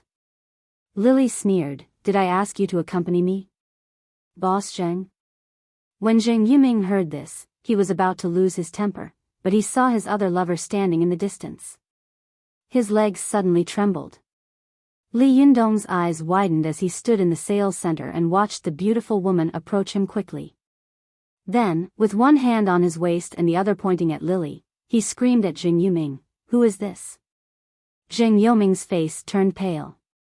The sales office staff all snickered secretly, but pretended not to look at him. Lily looked at him from the corner of her eyes. Who are you? The beautiful woman looked like she was about to go berserk. I'm his girlfriend. Lily sneered, Oh? I thought you were his first wife. The beautiful woman went berserk. Who do you think you are? A shameless slut with broken shoes dares to behave atrociously here? Lily felt like she had been slapped in the face.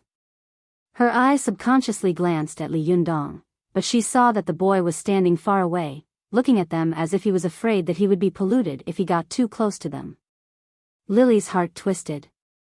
She smiled bitterly and said, Yes, I am a shameless whore.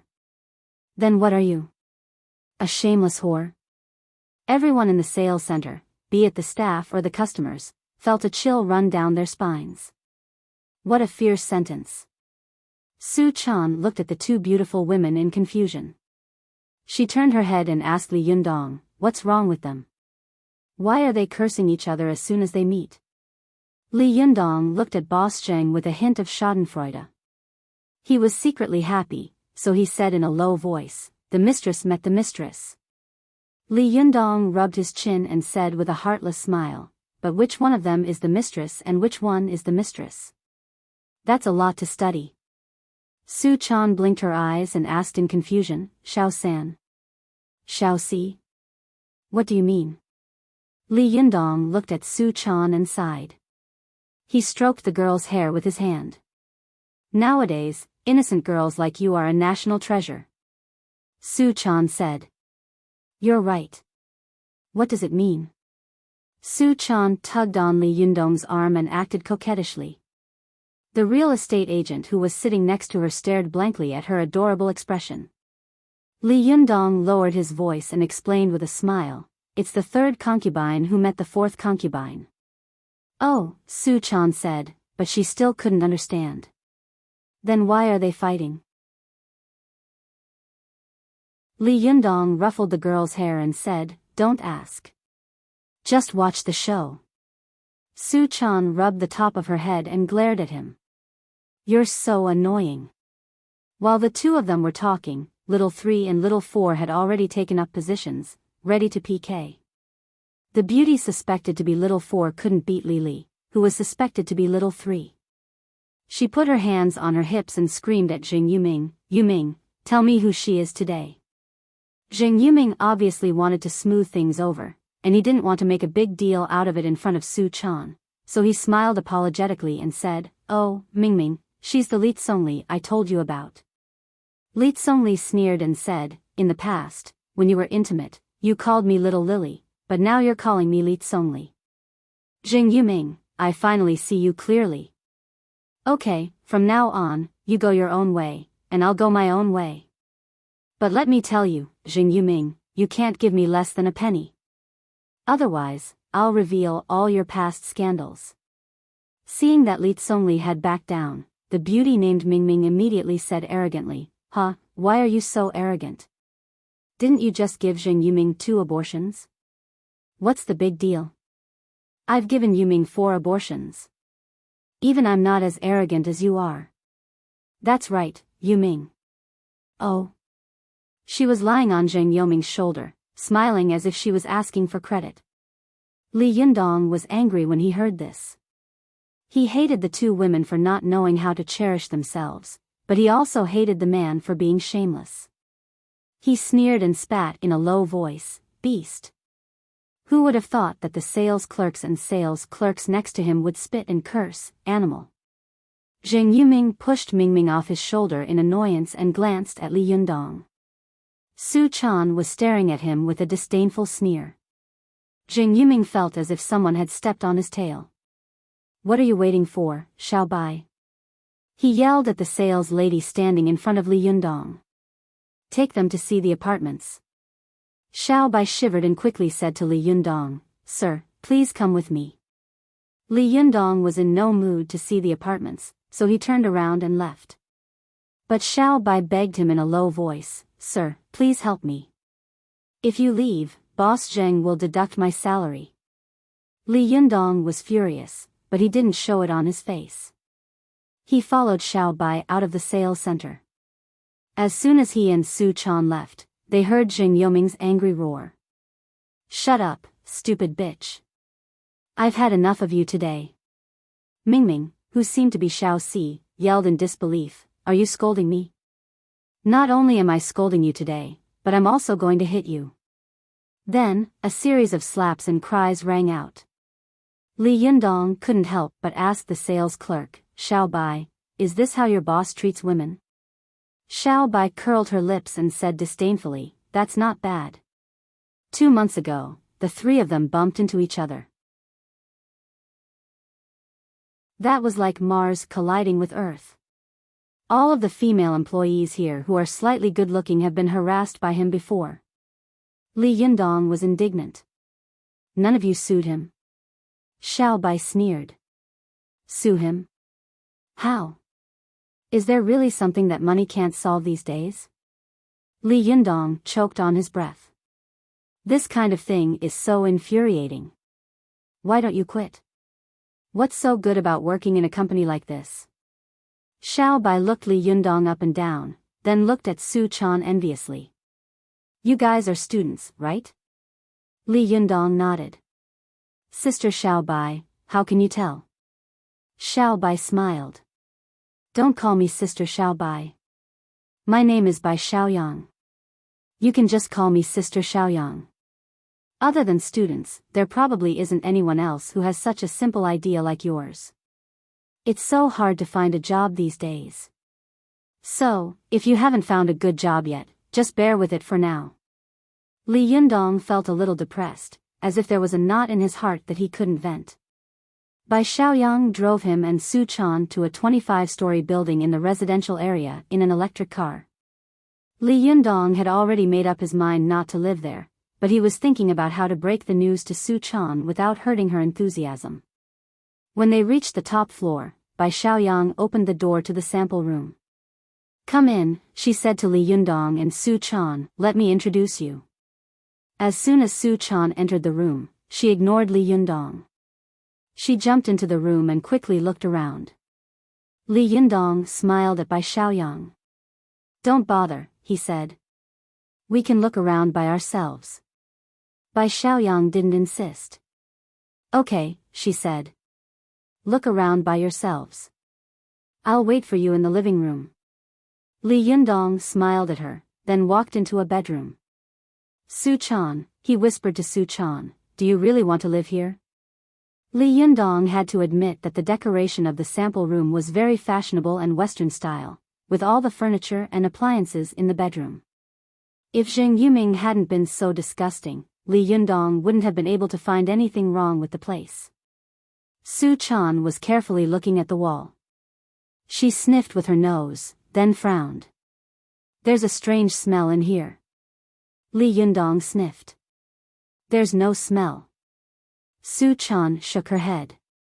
Her expression was a little serious. No, there's a very pungent smell. As she said that, she stretched out her finger and pressed it against the wall. As a cultivator, she naturally exerted a lot of strength when she pressed down with her finger. With this press, the wallpaper was smashed and a small hole appeared in the wall. Li Yundong's eyes widened. He thought that Su Chan was performing the Vajra finger zen. Holy shit! What are you doing? Is this the Vajra finger zen? Su Chan furrowed her brows and said angrily, what finger zen? Look at this. Su Chan poked at the hole in the wall with her finger and waved at Li Yundong. Li Yundong moved closer to take a look, then tentatively poked his finger into the hole as well. When he exerted a little force, he realized that the inside of the wall was like a paste of mud. Even the slightest movement was enough to cause the dust to fall off. Holy shit! What the hell is going on? Li Yundong's eyes nearly popped out of their sockets. Even a shoddy construction can't be this bad, can it? Su Chan sneered. I can knock this house down with a single punch. Is this even habitable? Holy shit! What are you guys doing? Bai Xiaoyang heard Li Yundong and Su Chan's movements. He ran over to have a look, and was immediately scared out of his wits. Li Yundong turned around and sneered. The quality of your house is terrible, isn't it? How can you poke a hole in the wall with just one finger? Bai Xiaoyang scowled. You're going to make me lose my job. Li Yundong flew into a rage. You can always look for another job. But this kind of house will cost you your life. And if you lose your life, do you think you can ever get it back? Where is your conscience? Li Yundong was so angry that Bai Xiaoyang's heart skipped a beat. He couldn't help but think, yeah, a house like this is going to be a problem sooner or later. Why do I have to stay in a place like this? Her eyes flickered, and she struggled for a while. Then she sighed deeply and shook her head. Since things have come to this point, I won't hide it from you. The houses in Sinan Garden are all like this. Other people cut corners when building their houses, but they are still reinforced concrete structures. But the houses in our community are made of cardboard and stone sand. I suspect that this house will collapse at any time. Li Yundong was shocked and angry. How could something like this happen? How can you build a house like this? How are people supposed to live after they're sold? Is there no quality control? Bai Xiaoyang sneered. How are people supposed to live? As long as the house is sold, it's fine. Who cares about that? Li Yundong was furious. He gritted his teeth. How could he do such a heinous thing? Isn't Zheng Yuming afraid of retribution? Su Chan also said angrily, God should punish him. Retribution? If retribution works, then why do we need the police? Bai Xiaoyang looked at him and sighed. Forget it. You should leave now. I'll hand in my resignation later. What you said today woke me up. I can't stay here for long. By the way, if you're looking for a high-end rental house, I can recommend you a place. There's a high-end apartment in Hongqing New District not far from here, Bai Xiaoyang said. The conditions there are good, the environment is good, and the houses are good. The construction is solid and reliable. Li Yundong sulked. Thank you, he said to Bai Xiaoyang. I'll go and have a look. After the three of them walked out of the building, Bai Xiaoyang sat in the driver's seat and said to Li Yundong, You guys aren't going to take the car? Li Yundong shook his head. No, I'll walk by myself to relieve the anger in my heart. Bai Xiaoyang glanced at him and sighed. Then I'll leave first. Li Yundong waited for her to leave, then looked around to make sure that there was no one around. He took Su Chan to the back of the building and kicked the corner with his foot. Sure enough, there was a hole in the wall. After the whitewash had been kicked away, cardboard and sand were revealed inside. Li Yundong looked at Su Chan. Li Yundong felt a surge of anger rush to the top of his head. In a fit of rage, he punched the wall of the building. Damn it! This scum! He'll get retribution sooner or later. Li Yundong roared angrily. Su Chan, who was beside him, had a shocked look on her face. She pulled Li Yundong's arm and said, Hey, hey! Look! Li Yundong looked in the direction of her finger and saw that there was an obvious crack in the wall where he had punched. The crack was spreading in all directions, and in the blink of an eye, it had spread a few meters away. Li Yundong and Su Chan looked at each other in shock. This building is going to collapse? No way, I can collapse a building with one punch? Is it that crazy? Li Yundong couldn't help but look at his fist. I'm not Ultraman, he said, stuttering. But on second thought, this was not an ordinary building. What could not happen in this building?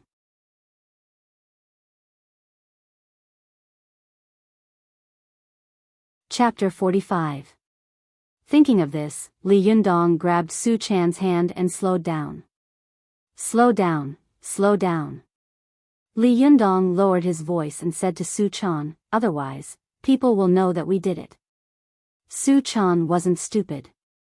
She nodded obediently and held Li Yundong's arm tightly. From time to time, she would glance back at Li Yundong. Li Yundong didn't know whether to laugh or cry. He knocked Su Chan's head. Idiot, can you be more stupid? You're basically carving the words on your face. I caused this building to collapse. Su Chan covered her head and said pitifully, I just want to know when it's going to collapse. Li Yundong laughed angrily. Are you looking forward to it collapsing? Su Chan nodded vigorously. Yeah. Li Yundong couldn't help but look back. At this time, from the outside, the building was still standing majestically in the same place. Li Yundong muttered to himself, What if such a tall building falls and hits me? What should I do? Wouldn't that be a tragedy?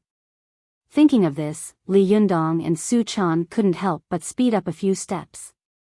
It was as if they were being chased by a ghost. Their footsteps, which had been slow at first, became faster and faster. In the end, the two of them simply ran like crazy. When Li Yundong saw the real estate sales center, he immediately pulled Su Chan and slowed down. The two of them pretended that nothing had happened as they passed by the sales center. They saw that the fight between Xiao San and Xiao Si was still going on. These guys are really good at messing around. Li Yundong couldn't help but break out in a cold sweat. He looked over and saw that Ming Ming and Li Tsongli's clothes were a little messy, and their faces were red and blue. It was obvious that they had just gone through a fierce fight. Zheng Yuming wasn't any better. His face was full of fingernail scratches, and his clothes were torn in some places. Zheng Yuming saw Li Yundong and Su Chan coming out of the residential area. He immediately squeezed out a smile and said, "Hey, little brother, you finished looking at the property so quickly? How was it? It's not bad, right? If you want to sign the contract and go through the procedures, you can find." Li Yundong didn't wait for him to finish. He interrupted him with a cold smile, "No, Boss Zheng, we don't live here." Zheng Yuming had been full of confidence that Li Yundong and Su Chan would definitely stay, but he hadn't expected that they would refuse. The smile on his face froze, and he shouted in anger, "How could that be? Was the property price too high? Or is there something else?" Li Yundong sneered and said, "Actually, we don't think the house is very good." Zheng Yuming was like a rabbit whose tail had been stepped on. He jumped up and patted his chest hard with his palms, making loud thumping sounds. "Go and ask around. The quality of my house here is indisputable. It's definitely the best." As soon as he finished speaking, there was a sudden loud bang. A 20-story building in the Xian and district collapsed like a directional explosion. This was like a bolt from the blue, like a rolling thunder. Everyone's eyeballs almost popped out of their sockets, and the surroundings were deathly silent. Only the foul smoke and dust soared into the sky, rolling and spreading. The expression on Zheng Yuming's face was wonderful, as if someone had slapped him hard in the face just when he was talking about something he was most proud of. Zheng Yuming's eyes bulged. Li Yundong even suspected that if this guy got excited, his eyeballs would fall to the ground with a squeak. Li Yundong reacted quickly. He pulled Su Chan and the two of them pretended to be panic-stricken and ran away. As they ran, they shouted, "The building is collapsing, the building is collapsing, run away." It was as if they were afraid that the people on Earth would not know. As the two of them ran, they suddenly heard Zheng Yuming let out a hysterical shout behind them. This is impossible." Li Tsongli, who was suspected to be the mistress, let out a shrill laugh. "Look at him, look at his building collapse. Zheng Yuming, this is retribution. Oh God, you finally opened your eyes for a moment. Ha ha ha, evil will be punished, and good will be rewarded. It's not that the time hasn't come yet. Zheng Yuming, your time has come." Li Yundong pulled Su Chan and quickly ran away from the scene of their crime. Li Tsongli's voice also gradually disappeared behind them. The two of them ran until they could no longer see the Xianan district, then stopped. The two of them stared at each other, speechless. After a while, they burst into laughter at the same time. Li Yundong felt that his heart was beating wildly, as if he had done a big bad thing. Moreover, he had been caught and sentenced to death immediately without a trial. But he had done a bad thing, and his heart was full of joy. Su Chan was the same. She felt like a thief, but at the same time, she felt an indescribable joy. After the two of them laughed quietly for a while, they finally couldn't help but laugh out loud, attracting the attention of passers-by. After laughing for a long time, Su Chan held back her laughter. She took Li Yundong's hand and whispered, "Yundong, will you get into trouble?" Li Yundong also held back his laughter. He thought for a moment with a straight face. No one has moved into that building yet.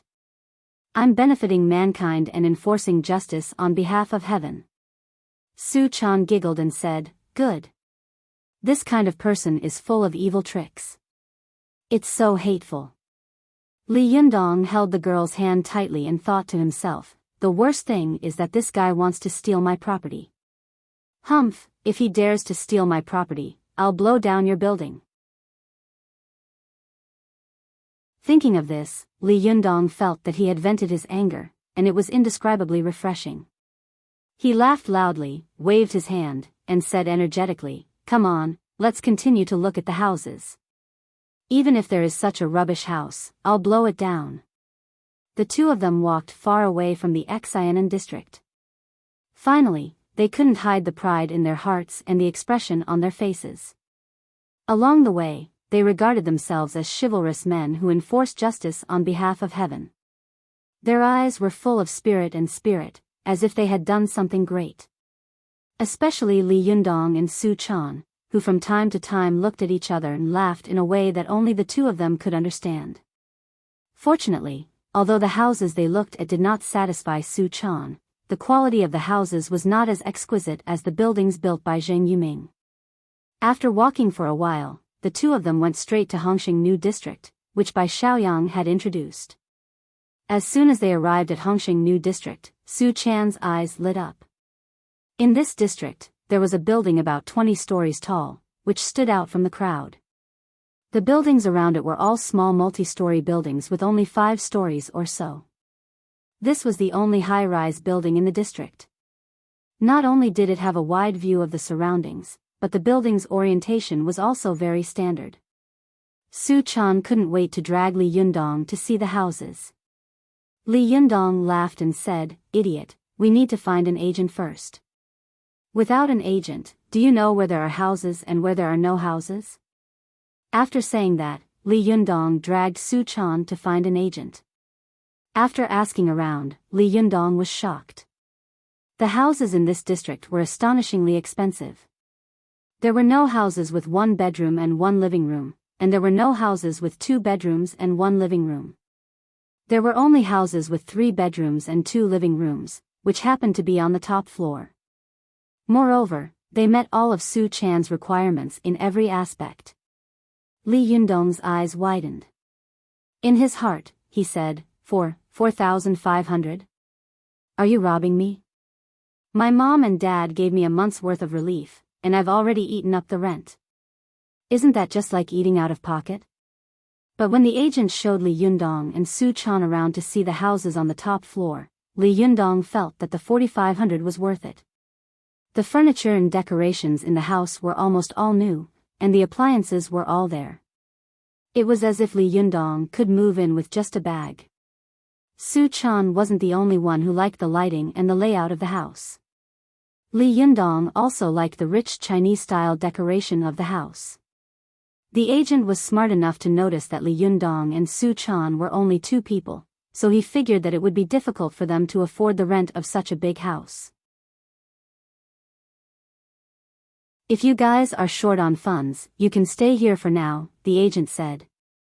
Li Yundong didn't want other people to ruin his and Su Chan's 2-person world, and Su Chan didn't want a third party to come between them. Su Chan dodged the agent and gently hooked her finger around Li Yundong's hand. "Yundong," she begged in a low voice, "here, please. Please, I beg you." Li Yundong smiled and patted Su Chan's head. "Don't worry. If you like it, I'll find a way to get you even the moon in the sky. If you say here, then here it is." Li Yundong calculated for a moment. Including the rent and the deposit, he would have to pay around 30,000 yuan a time. He still had 40,000 to 50,000 yuan left, which should be enough to support him and Su Chan for a while. It was almost summer vacation. If he worked part-time, and his parents earned a few thousand yuan a month, he should be able to support himself and Su Chan. Su Chan was overjoyed when Li Yundong agreed. She hugged Li Yundong tightly and beamed. "That's great. That's great." Li Yundong felt the softness and elasticity of Su Chan's chest. He suppressed his desire and impulses, then pointed at his cheek with a smile. "Come on, give me a kiss." Su Chan glanced at the agent in the other room. "No," she said shyly. "There's someone here." Li Yundong didn't really expect to get a kiss, so he laughed. Okay, he said. Then when there's no one around, let's kiss as much as we want. Su Chan giggled. Her eyes were full of slyness and seduction. She blushed, twisted her waist, and ran out of the room. Her two braids swayed from side to side. You're so annoying. Li Yundong's whole body heated up under Su Chan's seductive gaze. He couldn't believe that he had been able to hold back his beastly urges last night. That was a miracle in the Guinness World Record. After paying the deposit, Li Yundong and Su Chan returned to the motel near the school to pick up their luggage. As they were leaving, Su Chan skipped ahead of them. Li Yundong, who was lagging behind, noticed that there was a girl in a pink dress staring at him from the gazebo in the garden of the community.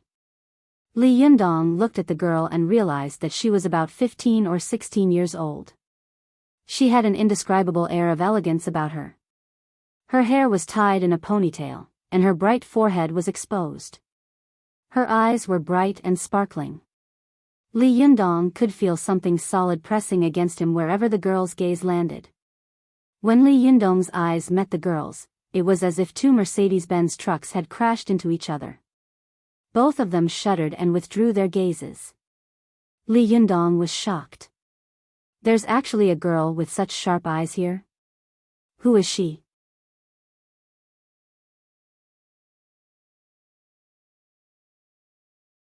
Chapter 46. The girl named Zi Yuan was about an inch taller than the girl in the red dress. She was extremely beautiful, and she was also wearing a long dress. However, the color of the dress was dark purple, and the corners of the skirt fluttered like a fairy, without a trace of the mortal world. The two girls stood in the long pavilion like fairies walking out of a poem or painting. As long as passers-by took a look at them, they would all stop in shock.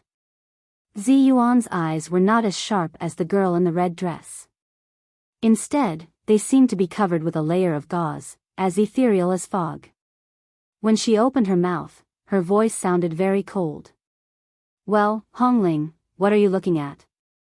Hongling couldn't help glancing in the direction where Li Yunyang had disappeared and said, I think I saw a cultivator just now. Zi Yuan said lightly, there are as many cultivators in the mortal world as there are hairs on an ox. It's not unusual to meet one or two outer disciples here. Hongling shook her head. He doesn't look like an outer disciple, but more like an authentic inner disciple. I saw him looking at me from 50 or 60 meters away. His eyes were so sharp that I couldn't look him in the eye. Zi Yuan's calm face was slightly moved. Oh. Although you are impetuous and active, your master has trained you well since you were a child, and your cultivation is not bad. How could there be such a great person in Tiannan City? Hongling said angrily, Sister Zi Yuan, why don't you forget to hit me? Zi Yuan looked at Hongling, and a doting smile appeared at the corner of her mouth. I'm going back to the sect soon. You can continue to cultivate in the mortal world. However, with your temper and personality, I'm very worried. Hongling said coquettishly, Sister Zi Yuan. I'm not young anymore. I can take charge of things on my own. Zi Yuan smiled slightly and stopped talking. She just looked into the distance.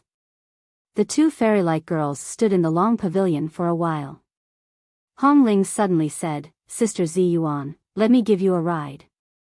Zi Yuan said, No, I'll leave now. You have to remember not to disturb the people in the secular world at will. This is the commandment of us cultivators. You can't violate it. Hongling said impatiently, You've said it 1,000 times. Zi Yuan shook her head secretly, and a thoughtful look appeared on her face. Hongling had been afraid of her Shiji since she was a child. Seeing that she didn't speak, she tentatively asked, Sister Zi Yuan, what are you thinking about? Zi Yuan said lightly, Nothing. I'm just thinking about the whereabouts of Jindan. Hongling winked at her. Are you still thinking about that psalm? Sister Zi Yuan, have you finally fallen in love with him? Not easy at all. Zi Yuan was teased by Hongling, but her expression didn't change at all, as if she hadn't heard anything. Her gaze drifted far away, and she muttered in a low voice, Where is Jindan? They moved into the new house on the same day. Su Chan was so excited that she ran from room to room when she saw the spacious and bright new home. One moment, she was rolling around on the soft Simmons bed. The next moment, she stretched half of her body out on the high balcony and yelled excitedly. She was so excited that she couldn't stop yelling. Hey hey, be careful, don't fall. Li Yundong saw that Su Chan was almost hanging from the railing of the balcony. He was so scared that he ran over and grabbed her by the waist. As a cultivator, how could Su Chan be afraid of this? She giggled and turned around, holding Li Yundong's arm excitedly with one hand and pointing into the distance with the other. Like a cheerful little sparrow, she chirped, Yundong, Yundong, look into the distance. Li Yundong saw that the little girl was so excited that her eyebrows seemed to be flying. He smiled and tapped the tip of the little girl's nose, then looked into the distance. It was evening, the time when the golden crow was about to set and the jade rabbit was about to be born. The sky was filled with colorful clouds that were like red-hot glaze. The colors were gorgeous and varied. At first glance, Li Yundong felt that his horizons had been broadened, and his mind was refreshed. A stream of qi surged from his lower abdomen to his heart, rolling and rippling, making him eager to have a try and have the urge to stretch his neck and roar. Su Chan was an experienced cultivator. She could tell at a glance that it was because Li Yundong was looking into the distance. The great spirit of heaven and earth had touched the Jindan's qi in his chest, causing the blood qi in his body to surge and boil, thus giving him the urge to stretch his neck and roar. Many mountain climbers, when they climbed to the top of the mountain, would often have a feeling of swinging their chests to form layers of clouds, determined to enter the birds returning home. I will ascend to the highest peak and look down upon all the other mountains. Because of his heroic feelings, he couldn't help but shout out loudly. 9 out of 10, those who let out such a loud cry were young and vigorous. Because the qi in their bodies was strong, they could easily be attracted by the great qi in the world. On the other hand, the old people's qi and blood were already very weak. Unless they took good care of themselves and their qi and blood were still strong, they would not be touched by this kind of qi of the world, let alone have the desire and impulse to cry out. Su Chan remembered that her master had once told her that people would have the urge to roar under 3 circumstances. The first was when one was faced with a vast and boundless scenery, such as looking at the mountains from a high vantage point, or looking at the sea from a rock in the east. One would often have the urge to roar. The great spirit between heaven and earth was the most majestic and powerful. Even the pitiful aura in the chest of a mortal who did not know how to cultivate would be triggered by the great spirit, and thus let out a heroic roar. The second was when people had accumulated emotions such as distress, boredom, depression, grievance, pain, and entanglement in their chest. In order to relieve this pain, people would let out a long roar or a long sigh to save themselves. Otherwise, such depression would entangle people for a long time and cause them to get sick. The third was when people cultivated qi refining and juji, and cultivated the qi in their body to the most majestic and vigorous, they could not help but let out a long roar. During the Zhengde years of the Ming dynasty, Wang Yangming, a great scholar, was practicing qi in the military camp one night. Suddenly, he succeeded in refining qi, and the qi in his chest surged. He couldn't help but stretch his neck and let out a long roar. This long roar spread for several miles, and the 3 armies were shocked, thinking that an immortal had descended in the military camp. At this time, Li Yundong was not only a mortal who had the blood in his chest seduced by heaven and earth, but also half a cultivator who cultivated qi. The qi in his chest was surging, and he only felt that there was a bulging qi stuck in his throat, like a fish bone in his throat. Li Yundong opened his mouth and was about to let out a long roar. Su Chan's eyes were sharp, and she immediately pointed at the Huagai acupoint on Li Yundong's chest. The Huagai acupoint was an important acupoint of the human body. When Su Chan pointed at it, it was as if thousands of soldiers and horses were guarding the pass of a fortress, forcibly suppressing Li Yundong's urge to roar. Su Chan thought to herself, that was close. If Li Yundong had shouted, if there were cultivators nearby, they would have immediately heard the sound. At that time, not only would there be big trouble, but I'm afraid I would also be killed. There were many cultivators cultivating in the secular world, but most of them hid very well. Sometimes, even if two families lived next to each other, they might not be able to see that the other was a cultivator. Su Chan was from the Fox Zen school and was proficient in the art of hiding. She could hide the demon qi all over her body, so she dared to follow Li Yundong everywhere. But Li Yundong didn't know that if he shouted and was heard by cultivators, they would definitely come over to watch out of curiosity. But if they looked, they would definitely feel the majestic and powerful Jindan qi in Li Yundong's body. It could be said that Li Yundong had not yet started cultivating. He could rely on the power of Jindan to beat ordinary people, but if he fought against cultivators, he wouldn't even be able to beat one of their fingers. At this time, Li Yundong was like a child walking in the downtown with a golden bowl in his hand. It would be strange if the Jindan qi in his body was not coveted. Li Yundong's qi was forcefully suppressed, and his chest suddenly felt uncomfortable. However, he didn't know the trick, so he thought that he had been busy all day and was so tired that he felt flustered. He rubbed his chest and frowned. Su Chan saw the opportunity and immediately said, "Shall I give you a massage?" Li Yundong smiled and said, "You've been busy all day. You must be tired, right? Forget it." Su Chan thought for a moment and thought, at this time, the yang qi is gradually dissipating and the yin qi is beginning to grow. If I let him practice qi at this time, the effect will not be very good. It's better to wait until after midnight. Su Chan didn't insist. She rolled her eyes and said, "Then what can I do for you? Cook rice and boil water?" Li Yundong shivered and hurriedly said, "My little lady, forget it, I'll do it myself." "What do you want to eat?" "I'll make it for you." "But that's so embarrassing," Su Chan said bashfully. "You're the one who does everything." "You're doing nothing," Li Yundong said with a straight face. "You're doing me a favor." Su Chan pouted. "You're so annoying." Then she rushed into the bedroom. Li Yundong laughed and went to the kitchen.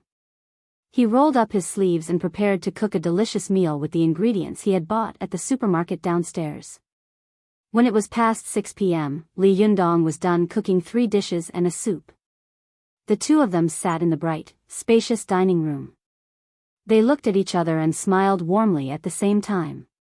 Li Yundong looked at the beautiful girl in front of him, and then at the spacious and stylish new home. An indescribable feeling of joy and happiness welled up in his heart. This must be the feeling of home, right? Li Yundong sighed. It's too bad this house isn't mine. I'm going to buy a house like this when I'm rich.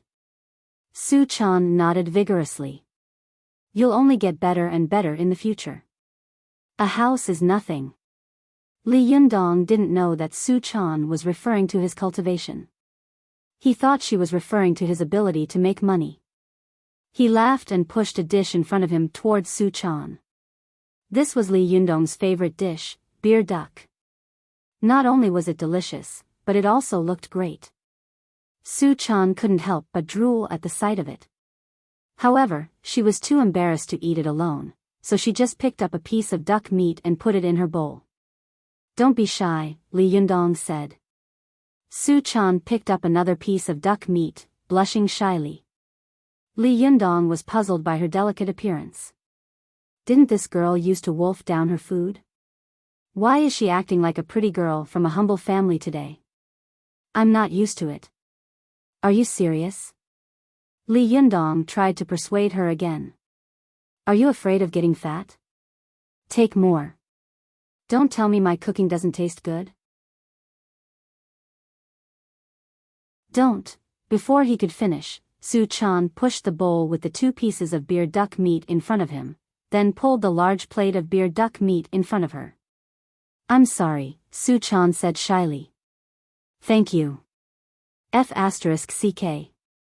Li Yundong's face twitched. Flustered and exasperated, he tried to snatch the beer duck meat in front of Su Chan. You really did it. Hand it over now, you stupid girl, and I'll spare your life. Su Chan shielded the dish in front of her like a pet protecting its food. She bared her teeth at Li Yundong and said, "No, no. I won't hand it over even if I die." After that, she grabbed the plate, turned around, and swallowed a few mouthfuls of the duck meat. Li Yundong laughed angrily. "Hey, slow down," he said. "It's hot. Don't burn yourself to death." Su Chan turned her face away and made a face. "I won't let you eat it even if it burns you to death. Who told you to cook so well?"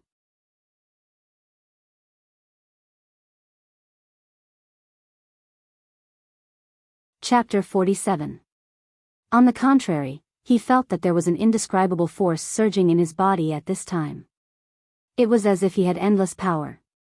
He stood on the balcony and looked down at Tiannanmen City under the curtain of night.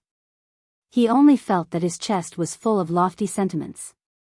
He felt that he should conquer something, but he didn't know what he could conquer. Li Yundong was like an ignorant newborn in the face of this vast and complicated world. He didn't know what earth-shattering achievements he would achieve in the future, nor did he know that he was like a sleepy, rhythmically moving silkworm in a cocoon, silently waiting for the moment when he could break out of it. Su Chan. Li Yundong looked at the bustling night view of the city and suddenly sighed. "What do you think I can do in the future?" Su Chan sat with her legs crossed and leaned her head on Li Yundong's shoulder, watching the stars with him. "In the future? You can do anything. Anyway, you'll be great in the future." Li Yundong smiled. "How do you know?" "When I was kicked out by the landlord that day, I swore to myself that I would make a name for myself in the future and show those snobs who look down on me. But now that I've calmed down, I realize that I don't know anything after so many years of studying. This university is really a tragedy among tragedies." Su Chan raised her head and blinked at Li Yundong. She thought to herself, "Now you have great power with every move you make. You haven't practiced for a day, but the Jinqi in your body has already surpassed most cultivators in the secular world." He had such a precious treasure on him, yet he was worried about his future survival. What a joke! Is there anything more amazing in this world than cultivation to surpass mortals and become an immortal? Li Yundong saw that Su Chan didn't speak, so he didn't force her. He smiled and said to Su Chan, "I'm just complaining. Don't think too much about it. Even if it's for you, I'll work hard." Hearing this, Su Chan felt warm in her heart. She smiled at Li Yundong.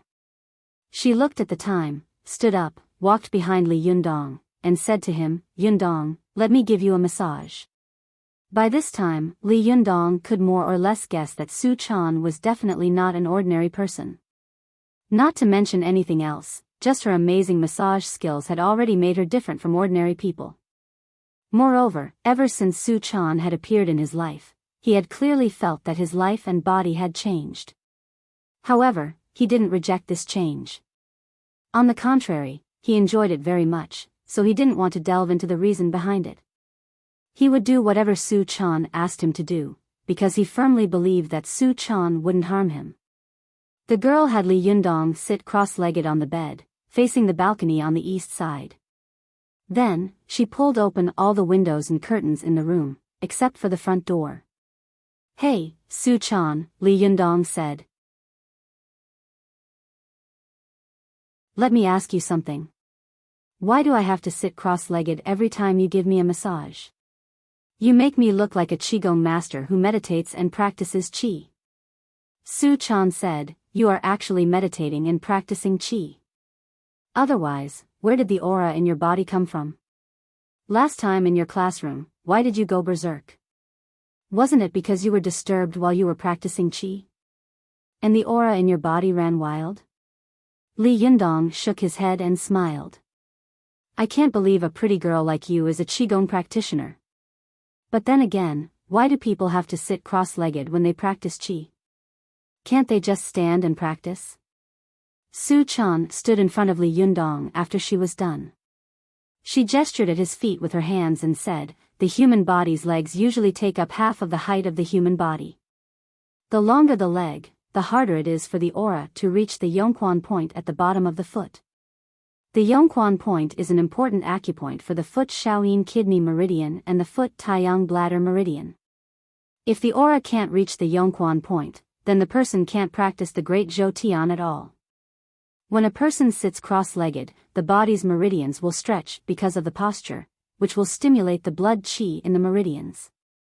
Also, this posture can minimize the distance between the legs and the lower dantian of the lower abdomen, the middle dantian of the heart, and the upper dantian of the brain. In addition, the cross-legged posture can also protect the qi in the center and calm the mind. It can automatically restrain the aura in the body and prevent it from easily being released. Li Yundong was suddenly enlightened and couldn't help but exclaim, "In the past, when I saw people meditating cross-legged, I thought it was a very comfortable posture. It was a habit. I tried it once, but my thighs were numb and my calves were sore, so I never tried it again. But after hearing what you said today, I finally understand the principle of cross-legged meditation. Su Chan, I think you are the real amazing one. You are so beautiful, and you know so much. You are not simple at all." Su Chan beamed with joy at Li Yundong's praise. Her eyes sparkled, and in the dim light of the night, the girl's beauty doubled. For a moment, Li Yundong's eyes were glued to her, and his lower abdomen began to stir. Su Chan quickly pressed a hand on the top of Li Yundong's head and said, "Close your eyes, put your tongue on the roof of your mouth, and empty your mind. Don't think about anything." Li Yundong did as he was told. After a while, he felt his waist heating up. The strange feeling he had felt last time in the school hotel reappeared. Su Chan gently rubbed the acupoints on Li Yundong's body with one hand. After a while, she moved her hands to the waist and kidneys, using the heat of her palms to stimulate the pure Jin Dan Yuan Qi in Li Yundong's body. At this time, Li Yundong had entered a state where he was almost unconscious. In a daze, he felt as if he was soaking in a hot spring, and his whole body was being washed by the boiling hot water. The advantage of dual cultivation was that a person could enter a half-asleep, half-awake state, and adapt to the flow of Jinqi in the body purely through the human body's natural reactions. The human body was the most mysterious and subtle thing in the world.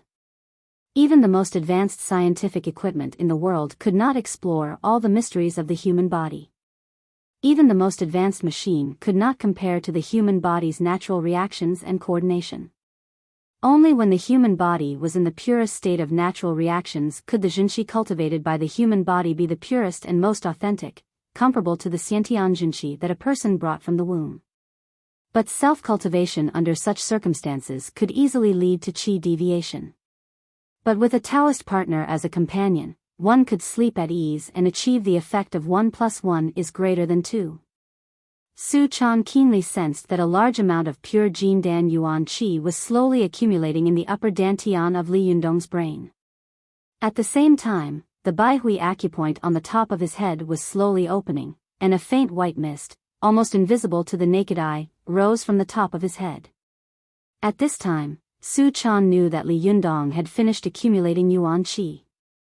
As long as she slapped the top of his head, the accumulated Jinqi would immediately converge into the other meridians of Li Yundong like a flood, forcing him to break into the Great Zhou Tian cultivation. Su Chan took a deep breath and spat out a mouthful of white air from her red lips like a sharp arrow. A faint cyan airflow rolled in the palm of her hand, and then she slapped the Baihui acupoint on the top of Li Yundong's head. Boom! Li Yundong's body trembled violently. He felt as if he had been enlightened, and a stream of hot water was poured down from head to toe. This feeling was really comfortable in both body and mind, intoxicated, and refreshing. Li Yundong's face was flushed, and the meridians from head to toe were bulging everywhere. The qi rising from the top of his head suddenly became thick. Originally, it was almost invisible to the naked eye, but now it was clearly visible to the naked eye. It was as thick as a baby's little finger, steaming up and gathering. Su Chan looked at Li Yundong nervously. She knew that this qi was the scene of the qi boiling above the head when the ancient cultivators described the 3 flowers at the top. Once he could pass this level, Li Yundong would enter the Great Zhoutian cultivation. This steam lasted for about a minute. Suddenly, Li Yundong's whole body trembled, and his hands and feet trembled as if he was about to stand up and dance. Su Chan thought to herself, this is the Jin Dan Junshi attacking Li Yundong's 12 meridians after opening up the other 6 extra meridians, except the Ren meridian and the governing meridian. I don't know if it will succeed tonight. She was worried when she suddenly saw Li Yundong jump up, raise his head, and roar. It was so fast that even she couldn't stop it. This long roar was clear and loud.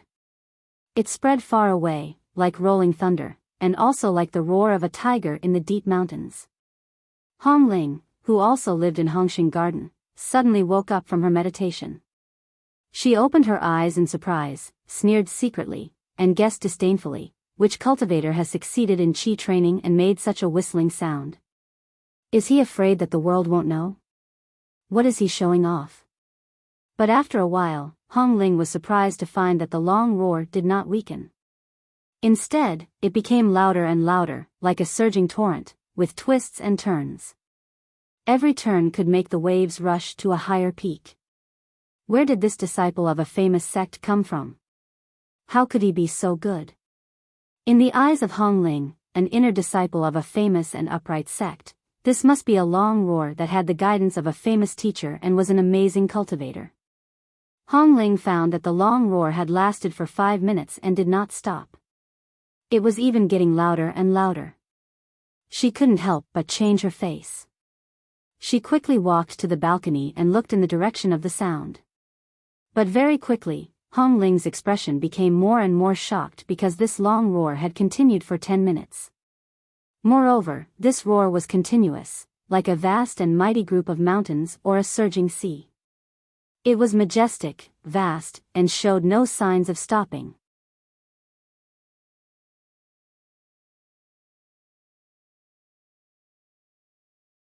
Chapter 48. Hong Ling was so shocked that she couldn't control herself. She couldn't wait to rush to the place where the roar came from and see who was cultivating in seclusion here. I don't even know that there's such a powerful senior living next to me. Hong Ling blamed herself in her heart. I have to visit him another day. However, on second thought, this senior has obviously cultivated qi this night. His long roar has disturbed the neighbors. It's a question whether he will still be here tomorrow. No, I have to go and see. Hong Ling made up her mind. She took out a 6-inch long piece of red silk from her waist. With a shake of her hand, the red silk turned into a red light and flew out of the window. This red silk emitted a faint fluorescent light that was difficult to see with the naked eye. In the middle of the night, no one would notice that this red silk floating in the air was actually a magic item. After Li Yundong let out a long roar, he felt refreshed and comfortable. He sighed and said, "It's so cool." As soon as he finished speaking, he suddenly heard a storm of curses coming from outside. Damn you! Don't you see what time it is? Why are you shouting like a ghost? Damn you, why are you shouting like a ghost? Didn't you suffocate to death? What's so great about shouting for such a long time? Why are you shouting in the middle of the night? Most of the people living in Hongxing New District were white-collar workers and upper-class people who lived a good life. Logically speaking, most of them were very cultured and had high quality, but no matter how cultured they couldn't stand Li Yundong shouting for a long time. Shouting for 10 minutes at a time, and with such a loud voice, who could stand it? Li Yundong was scared out of his wits. He and Su Chan looked at each other. The two of them quickly closed the doors, windows, and curtains, then turned off the lights and hid in the bedroom, listening to the tide of curses outside like thieves. Haha. Su Chan suddenly laughed. She felt that it was really fun to be with Li Yundong. In the cultivation world, if anyone could emit such a powerful aura, they would immediately be looked up to and respected. But in the secular world, Li Yundong's voice had actually attracted an overwhelming amount of curses. Seeing Su Chan's laughter, Li Yundong smiled bitterly and said, "These guys have been cursing longer than I have." Amidst the curses, Hong Ling's magical item floated to a position less than 5 meters away from Li Yundong's balcony. According to Hong Ling's judgment, the long howl should have come from there. However, Hong Ling was unable to determine which household it came from. Logically speaking, when a normal cultivator practiced qi, they should open the windows for ventilation. However, after Hong Ling drove the artifact around a few times, she found that all the houses nearby had their doors and windows tightly shut. She couldn't see any clues at all. Could it be that this senior doesn't want to be disturbed? Hong Ling was a little disappointed. She drove the magic tool around a few rounds unwillingly before finally floating back. She was originally very resentful in her heart, but standing on the balcony and listening to all kinds of curses, she couldn't help but burst into laughter. She shook her head secretly and thought, the people in the secular world really have eyes but can't see the golden inlaid jade. It's incredible that such a shocking long howl could be cursed like this. However, which sect does a senior with such a cultivation base belong to? Hong Ling held her chin and fell into deep thought. Li Yundong and Su Chan stayed in the room for a full 20 minutes. When all the sounds were gone, they dared to open the bedroom door and carefully poked their heads out. Finally, it stopped. Oh my God! Li Yundong wiped the cold sweat off his forehead. These people are really good at cursing. They've been cursing for 20 minutes in a row, and there's no repetition. It's awesome. Su Chan laughed and said, "Who told you to shout so loudly and for so long?" Li Yundong couldn't help but say embarrassedly, "I couldn't control myself." Speaking of this, he suddenly thought of something and asked Su Chan, "What kind of massage technique is this? Why did I have such a big reaction after the massage? You make me look like Ultraman." Li Yundong couldn't help but be a little shocked when he thought that he had actually shouted for so long in one breath. Su Chan thought to herself, "What is this? Rinyuan Jin Dan is called the elixir of life. How can it be undeserved? When you succeed in the Zhuji phase, you will be even more powerful. But with your current situation, you have finally succeeded in entering the Great Zhou Tian." Su Chan pulled Li Yundong into the living room and said excitedly, "Try punching me now." Li Yundong was very surprised and said, "Here? Now?" Su Chan nodded vigorously. "Yes." Li Yundong said, "Well, where do you want to punch?" Su Chan said, "Anywhere is fine." Li Yundong nodded, but this time he was careful. He stayed away from all kinds of appliances and furniture, and punched the empty space on the balcony. As soon as he swung his fist, a majestic qi gushed out of his fist, and the wind in the room whistled loudly. The glass on the balcony, which was a few meters away, broke with a bang and fell to the ground with a crash. A few pieces of glass also fell downstairs, causing a sudden burst of shouting and cursing. Li Yundong was shocked and couldn't help but look at his fist. How is this possible? What is going on? Su Chan was so happy that her eyes turned into crescent moons. She thought to herself, "This is great. He has also completed the Great Zhou Tian. Rinyuan Jindan is really powerful. Li Yundong is really making rapid progress. If other cultivators find out about this, won't they die of envy?" Now, Li Yundong had completed the cultivation of channel expansion, qi condensation, and free movement. He had entered the advanced realm of the second qi refining. Next, Li Yundong only needed to complete the 3 subjects of introspection, visualization, and lotus throne. Then he could break through the second qi refining and enter the third qi refining realm. And as long as Li Yundong completed the spirit concentration realm, he would face the most important hurdle for cultivators, the Zhuji phase. As long as Li Yundong succeeded in the Zhuji phase, he would be a cultivator who had entered the next level. Su Chan's thoughts were a little far-fetched. When Li Yundong succeeded in the Zhuji phase, she would probably be able to tell him about her life, right? At that time, she could also go on a trip with him to various famous mountains and rivers to cultivate, and become a pair of immortal Taoist companions who would be the envy of others. Su Chan's thoughts were a little far-fetched. The corners of her eyes were soft, and her heart was surging, her thoughts lingering. She couldn't help but feel a little weak when she thought about it. She softly fell into Li Yundong's arms. Li Yundong's mind was full of questions, but when he saw Su Chan falling toward him, he subconsciously reached out to catch her. Girls were light to begin with, and when they became emotional, they became even more soft, as if they had no bones. Under Su Chan's guidance, Li Yundong successfully broke through the Zhuji phase and entered the advanced realm of qi refining. At that moment, the yang qi in his body was boiling and surging, full and vigorous. Su Chan had a body of extreme yin, and as soon as it came into contact with Li Yundong's vigorous yang qi, her eyes became even more seductive, and she let out a moan. Li Yundong felt like his head was about to explode. The beauty in his arms was like a whirlpool of an abyss, pulling him in. He unconsciously lowered his head and pecked the girl's small, cherry-like mouth, as if it was jelly. Su Chan giggled and twisted her body. She stuck out her lilac tongue and licked his lips. Then, she quickly retracted her head and giggled as if she had just pulled off a terrible prank. Su Chan chuckled and twisted her body, twisting her body and twisting her body.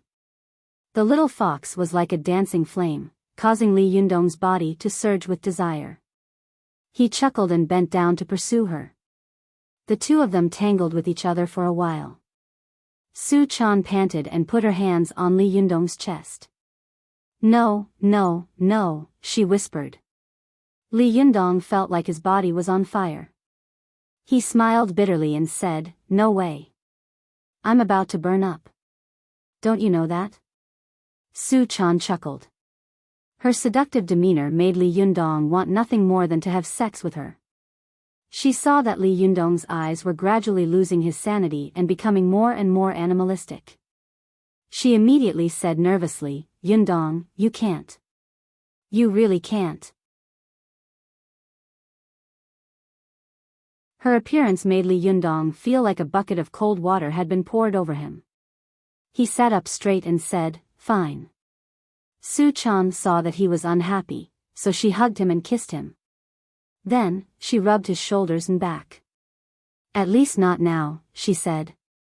Li Yundong could see that there was a hidden meaning in Su Chan's words.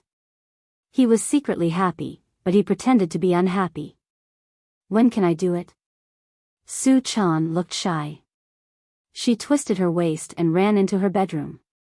Before she closed the door, she turned her head and smiled. "I'm not telling you. You can guess for yourself." Li Yundong's heart skipped a beat. He felt that this girl was simply a seductress who specialized in subduing all men in the world. From head to toe, there was not a single part of her that was not charming. Even a look from her could make people burn. "Ah, this is probably a beautiful and happy cohabitation, right?" Li Yundong thought of some soap operas he had watched and couldn't help but sigh. He felt proud and satisfied. From then on, the prince and the princess began living together shamelessly. Li Yundong whispered with a smile. He walked to the balcony and looked at the broken glass. He couldn't help but smile bitterly. "Well, I just moved in, and now I'm breaking it again. I have to find someone to fix it tomorrow. However, when can I push down this greedy little beauty?" Li Yundong fell on the bed and sighed. He felt that he was really useless. All he wanted to do was sleep with the little girl. But Su Chan was also rolling on the bed with the pillow in her arms. She was not thinking about the things that happened in Mount Wu. She was thinking about the beautiful days when she and Li Yundong would become an immortal couple, travel around the world, and visit all the famous places. Thinking about the beautiful things, the girl couldn't help but giggle, hugging the pillow, her eyes full of longing for a beautiful future. The two of them tossed and turned in their own rooms that night, unable to sleep. They didn't fall asleep until late at night. The next day, Li Yundong was woken up by the ringing of his cell phone. He grabbed the phone in a daze and said impatiently, "Hello? I'm sleeping now. If there's something to report, if there's nothing to report, the court is dismissed."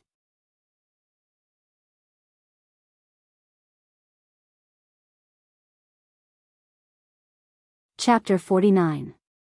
Don't think I wanted to call you, Sun Li snapped. If it weren't for the fact that the city leaders are coming for an inspection today, I wouldn't even be talking to you. Li Yundong yawned. The city leaders? Do they have nothing better to do? What the hell are they doing at our school? The exchange day is in 2 days, Sun Li said. The city leaders will be here for an inspection. Hurry up and come. They're going to take attendance in class, and if you don't show up, all your science credits will be deducted. If you're not afraid, then don't come. Holy shit. That's harsh. Li Yundong shot up from his bed. I'll be right there. Li Yundong hung up the phone and rushed out of his bedroom. Su Chan had already come out of her own bedroom. She was rubbing her sleepy eyes. What's wrong? Time to go to school. Take me with you. Take me with you. Su Chan followed him into the bathroom, shouting, Take me with you. Take me with you. Li Yundong laughed. You should just stay at home and sleep. The city leaders are coming for an inspection today. I'm so bored. What are you going to do? Su Chan wrapped her arms around Li Yundong's neck. No. You promised me you wouldn't leave me behind. Li Yundong huffed at Su Chan. I haven't brushed my teeth yet. You stink. Su Chan yelped. She pinched her nose, turned around, and ran to the bathroom door. It stinks. She yelled, stomping her feet. I don't care. I'm coming with you. Li Yundong pointed at the bathroom next to Su Chan's bedroom. Go wash up and get changed. We'll be out in 10 minutes. For a beauty like Su Chan, even if she was barefaced, she still had a kind of charm that made people's hearts beat faster. She just brushed her teeth, washed her face a little, and put her hair in a simple bun. Immediately, her whole person showed a different kind of charm. Li Yundong looked at the little girl, who still had beads of water on her face.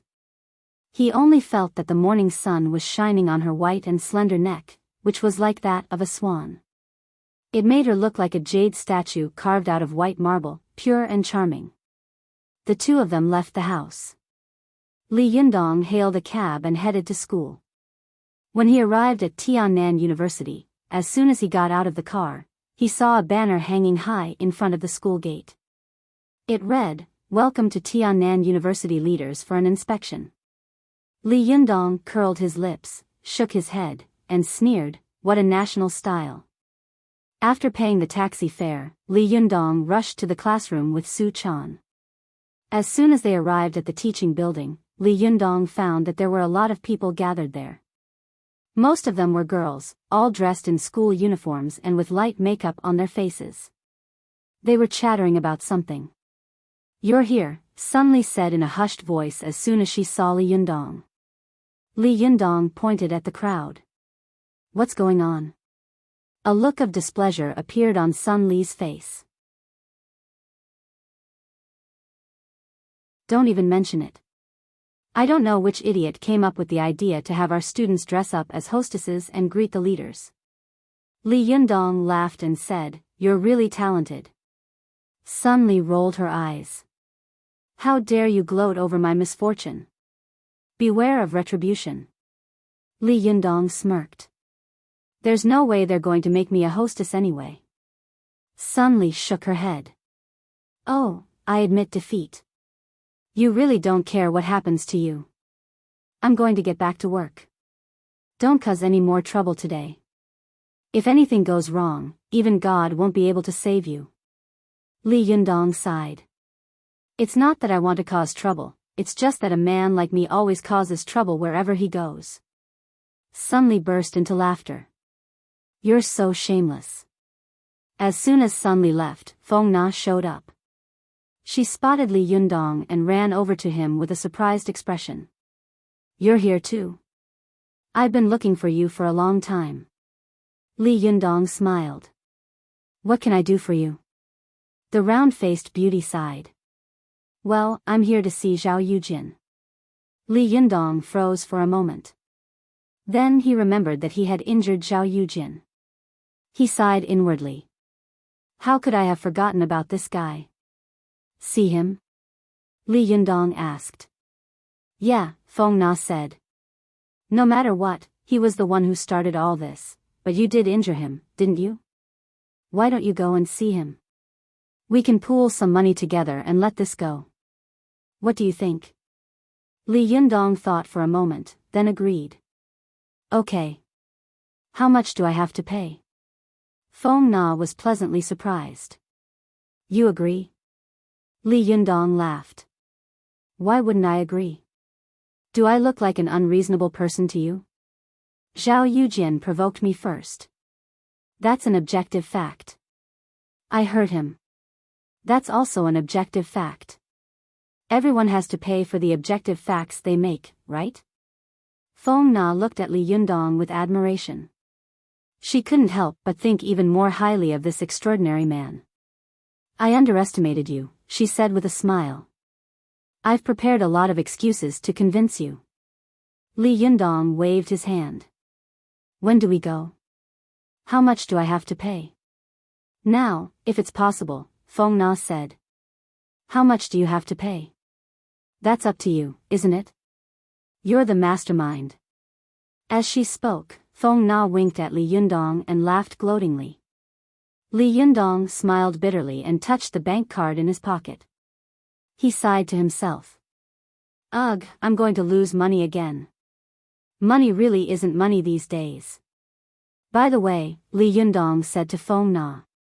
Didn't the city leaders say they were coming for an inspection later? I can't believe you didn't get hired to be a greeter. Feng Na put a finger to her lips. Shoo, keep your voice down. I just dodged them. I don't know which idiot made that decision. What an idiot. I heard that the day after tomorrow, they want us to line up to welcome the American students. They even want us girls to wear miniskirts and meet them at the airport. Li Yundong looked surprised. No way. That's too much, right?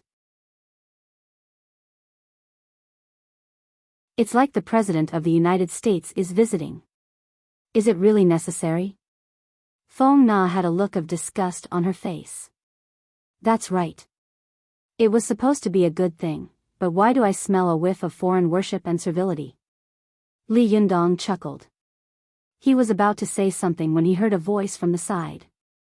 Hey, what are you two girls doing here? Why don't you change into your uniforms? We're still missing 2 people. The 2 of them turned around and saw a middle-aged teacher shouting at them. Come on, Li Yundong said with a sigh. Don't go anywhere. It's all your fault, Feng Na grumbled.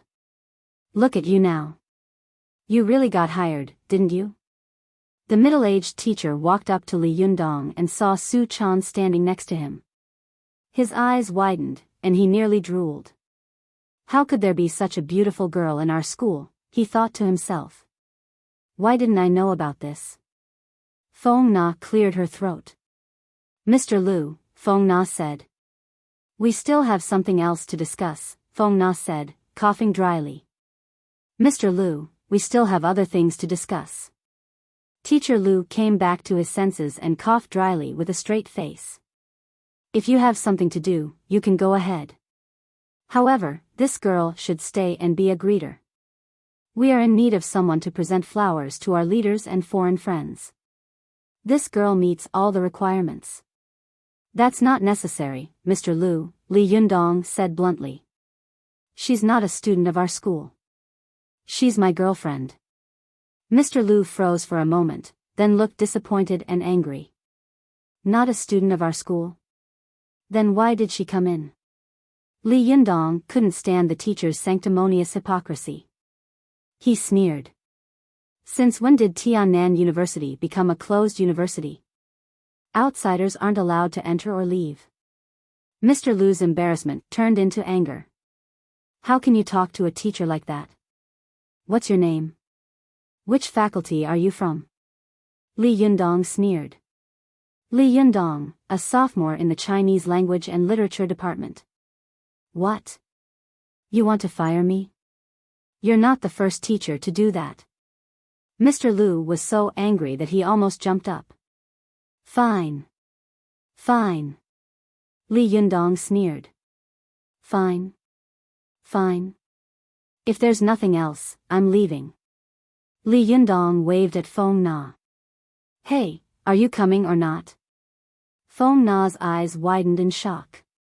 She had never imagined that Li Yundong would be so angry. He actually got into a fight with his teacher just like that. How dare you? Feng Na said.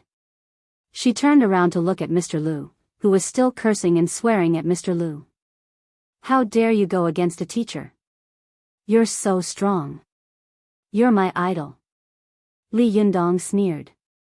Look at the way he looked at Su Chan just now. I'm already being nice by not beating him until he can't even take care of himself. How dare he call himself a model teacher? Su Chan didn't stay idle either. She fanned the flames. Do you want me to go kick his balls? Li Yundong and Feng Na felt a chill run down their spines. Calm down.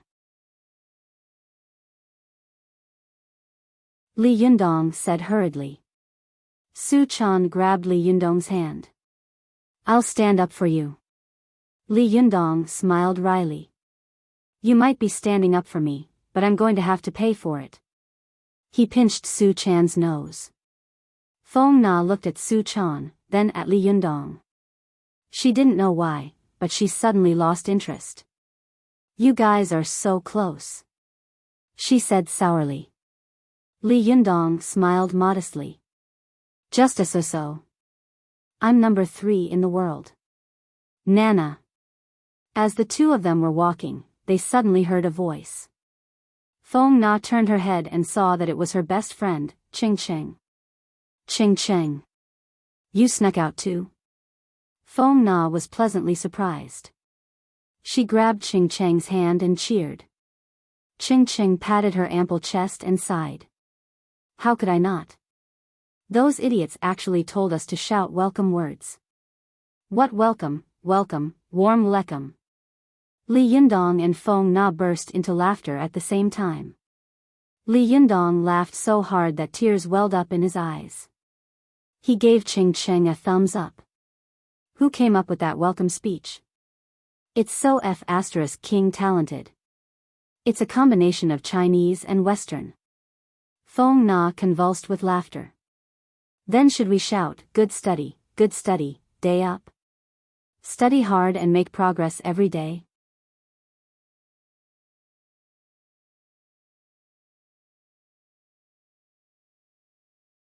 Chapter 50. We're going to see Zhao Yujin, Feng Na said. You want to come?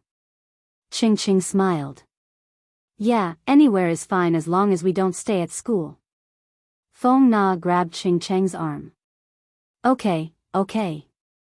Let's go together. Li Yundong smiled. Then let's go together. Yundong, what were you guys laughing at just now? Su Chan tugged at Li Yundong's sleeve in confusion. What were you guys laughing at just now? You didn't understand? Li Yundong asked. Su Chan shook her head. You don't understand English? Li Yundong asked. Su Chan nodded. Nope. Feng Na, who was walking in front of Li Yundong, couldn't help but feel a sense of superiority. She turned around and smiled. Don't tell me you don't understand basic English? Why do I have to understand English? Su Chan asked. After a while, Ching Ching gave Su Chan a thumbs up. Well said. Ching Ching said, giving Su Chan a thumbs up. I didn't expect you to be so pretty and well-spoken. No wonder you have the combination of beauty and intelligence. Feng Na was jealous of Su Chan, but she wasn't a petty woman. She smacked Ching Cheng with a smile. That's disgusting. The four of them took a taxi to the First People's Hospital, where Zhao Yujin was hospitalized. Li Yundong went to withdraw some money, while Feng Na bought some flowers, Ching Cheng bought some fruits, and Su Chan carried a bag of biscuits that Li Yundong had bought at the supermarket. When they found Zhao Yujin's room, they went upstairs. Zhao Yujin came from a wealthy family, so he stayed in a single VIP room. There weren't as many people in the hallway as there were in a normal room, and the smell of disinfectant was absent. As soon as they reached the door, Li Yundong heard a begging voice coming from inside Zhao Yujian's room. "Zhou Qin, don't be so heartless, okay? I really like you. I'm sure we'll have a lot in common. By the way, don't you like taekwondo? My family bought you a little gold figurine from a city-level competition. How about I give it to you?" A woman's voice also came from the ward, also full of pleading. "Zhou Qin, my Yujian has been thinking about you these days. Even if he is so pitiful now, you should have some sympathy in your heart, right? Am I right?" "You." Before the woman could finish her words, another girl interrupted her. Li Yundong was very familiar with this voice. It was Ding Nan. "Auntie, do you think that love can be given out of charity? Can you give alms to love by being pitiful? Wouldn't beggars be the happiest people in this world?" Ding Nan's words were as sharp and unkind as ever. Li Yundong, who was outside the door, couldn't help but grimace when he heard it. Zhao Yujian's mother was obviously irritated by Ding Nan's words, but she was obviously afraid of something. She didn't dare to say anything. Instead, she lowered her voice and said, "Zhou Qin, that's not what I meant. I meant..." Ding Nan interrupted her rudely and said, "Then what do you mean? Do you want Zhou Qin to pretend to be Zhao Yujian's girlfriend and take care of him while he's bedridden? Come on, how old are you? Why are you still so childish?" Feng Na and Ching Ching, who were outside the door, couldn't bear to listen to Ding Nan's words any longer. Their faces were filled with indignation. Sooner or later, this woman will get herself into big trouble because of her sharp words. Feng Na said in a low voice, frowning. Ching Ching nodded in agreement. "I heard that Ding Nan was a very rude girl, but I didn't expect her words to be so harsh. That's too much." "Forget it, Ding Nan," Zhou Qin said. "That's enough. Auntie, Zhao Yujian needs more rest. We'll be leaving now." After that, Zhou Qin walked out of the ward without a trace of hesitation. As soon as she reached the door, she was surprised to see Feng Na and the others standing there. Zhou Qin frowned slightly, clearly unhappy that they had overheard what she had just said.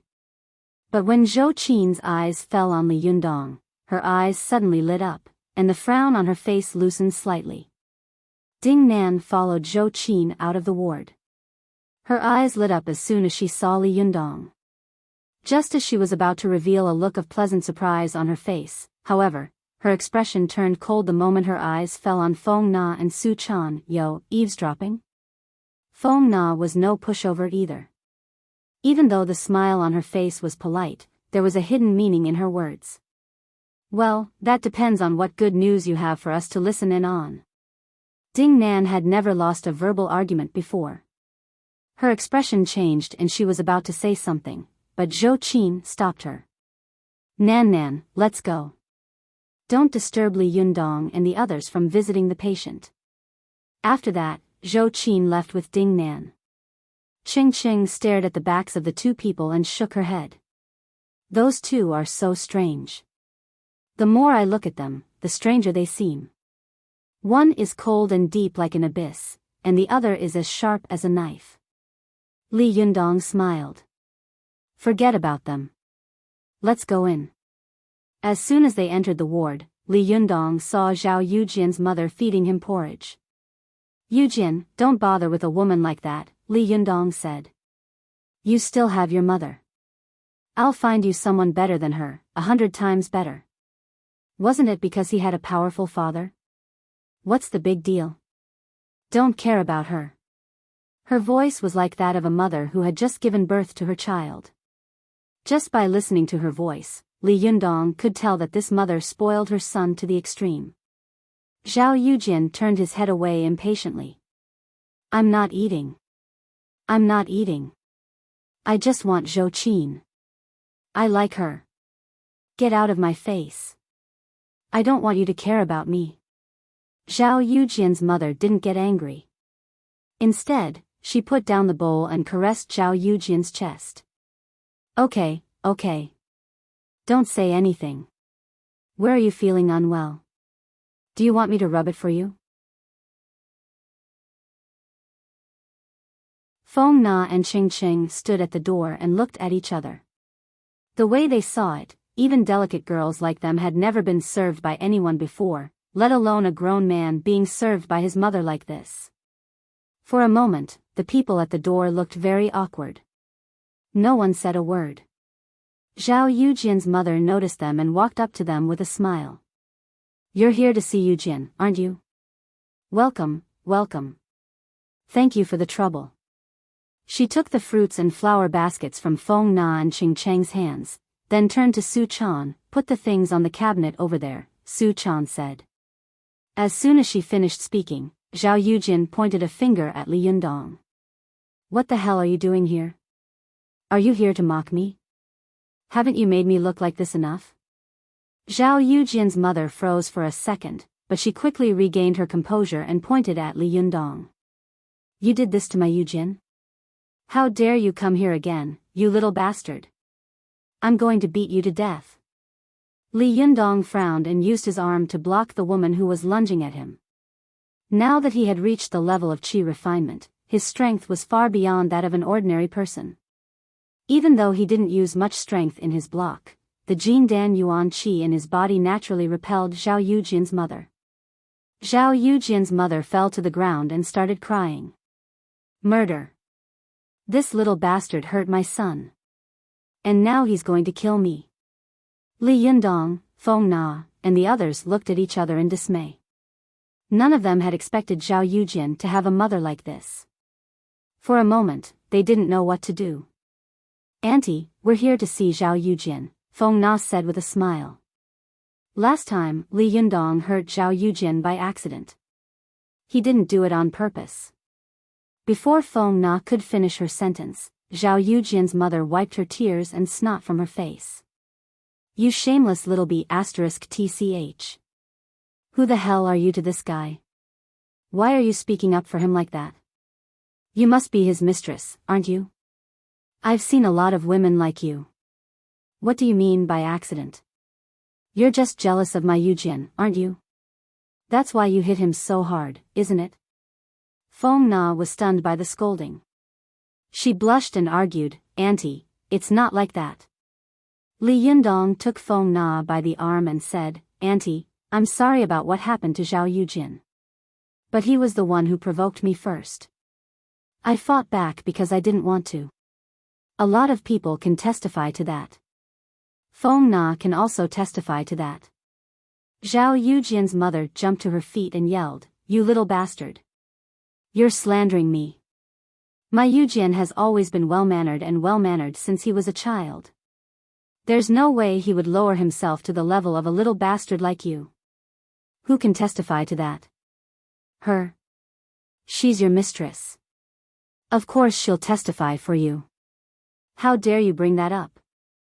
Li Yundong couldn't take it anymore. Anger bubbled up in his chest. Auntie, no matter what, he said. Zhao Yujin broke his calf. I apologize. I'll pay for his medical fees. Li Yundong said. Zhao Yujin's mother spat a mouthful of phlegm on the ground, interrupting Li Yundong's words. Look at how poor you are. You think you can afford it? Don't even talk about the medical fees. Even a strand of my son's hair is worth more than you. Get out. I don't care about your money. Get out. Use the money to buy a coffin for your family. Feng Na and the others were stunned. They never thought that this kind and gentle mother would turn out to be so fierce. She was like a completely different person than when she was with Zhou Qin. While they were still in a daze, Zhou Qin suddenly appeared at the door again. Zhao Yujin's mother, who had been cursing Zhao Yujin a moment ago, suddenly looked kind again. Zhou Qin, she said, looking embarrassed. Why are you back? Zhao Yujin, who was leaning against the bed, glared at Li Yundong. His eyes were filled with sadness and anger. He didn't know what was so good about Li Yundong. Why did all the girls favor him? Why did his favorite girl, Zhou Qin, think so highly of him? But when Zhou Qin appeared at the door again, Zhao Yujian's eyes lit up. It was as if the anger had returned to his body.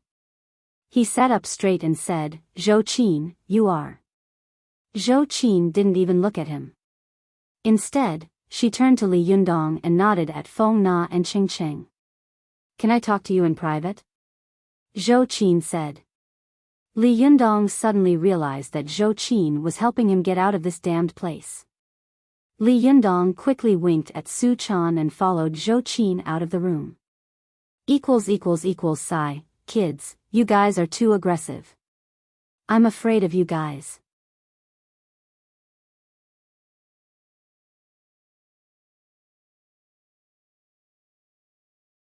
Chapter 51. Even though Qing Qing hadn't been scolded to her face, she was still furious. "What an ungrateful bastard," she said. "I've finally seen through this Zhao Yujian. I used to think he was an excellent boy, but now I see that he's still wet behind the ears." Qing Qing patted Li Yundong on the arm. "Good job. I'll teach him a lesson next time."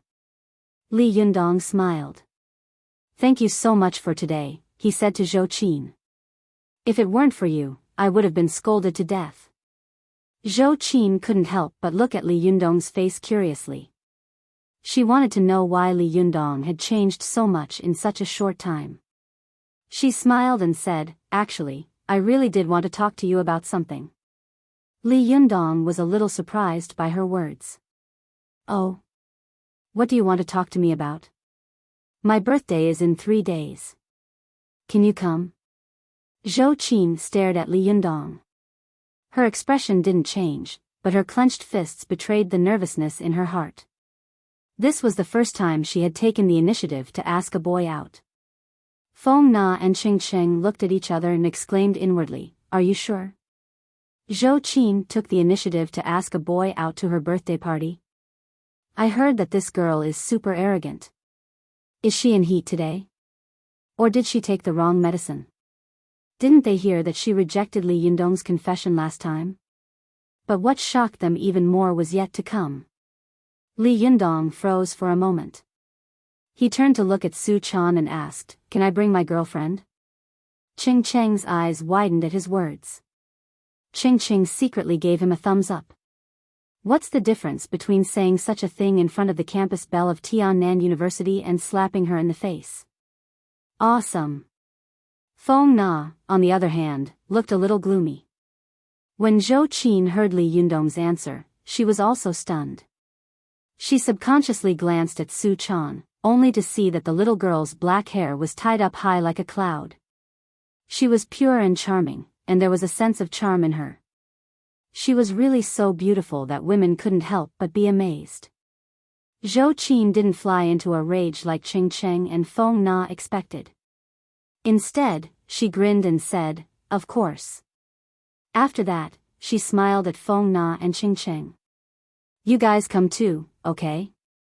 Zhou Qin's noble temperament made Feng Na and Qing Cheng feel like they were junior sisters in front of her, while Zhou Qin was like a senior sister. Feng Na smiled. "I'll do as you say." Qing Cheng, on the other hand, seemed much more timid. She pointed at herself and said, "Me?" Zhou Qin nodded. "Yes." Qing Cheng smiled and said, "That's great. Then I'll wait for you at home in 3 days." Zhou Qin smiled and turned to leave with Ding Nan. Zhou Qin's smile reminded Li Yundong, Feng Na, and Qing Cheng of the smiles of people who had been in power for a long time on TV.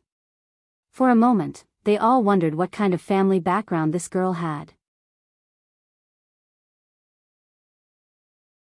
The 3 of them stayed in the corridor for a while, then walked out of the building while talking about Zhou Qin's family. When she got downstairs, Qing Cheng suddenly clapped her hands and thought, "Hey! Those flowers, fruits, and supplements were all swallowed by that damned woman. Damn it, you took our things and still scolded us. What a piece of sh*t." Feng Na laughed and scolded, "Come on, we're here to see a patient." These things were originally meant to be given away.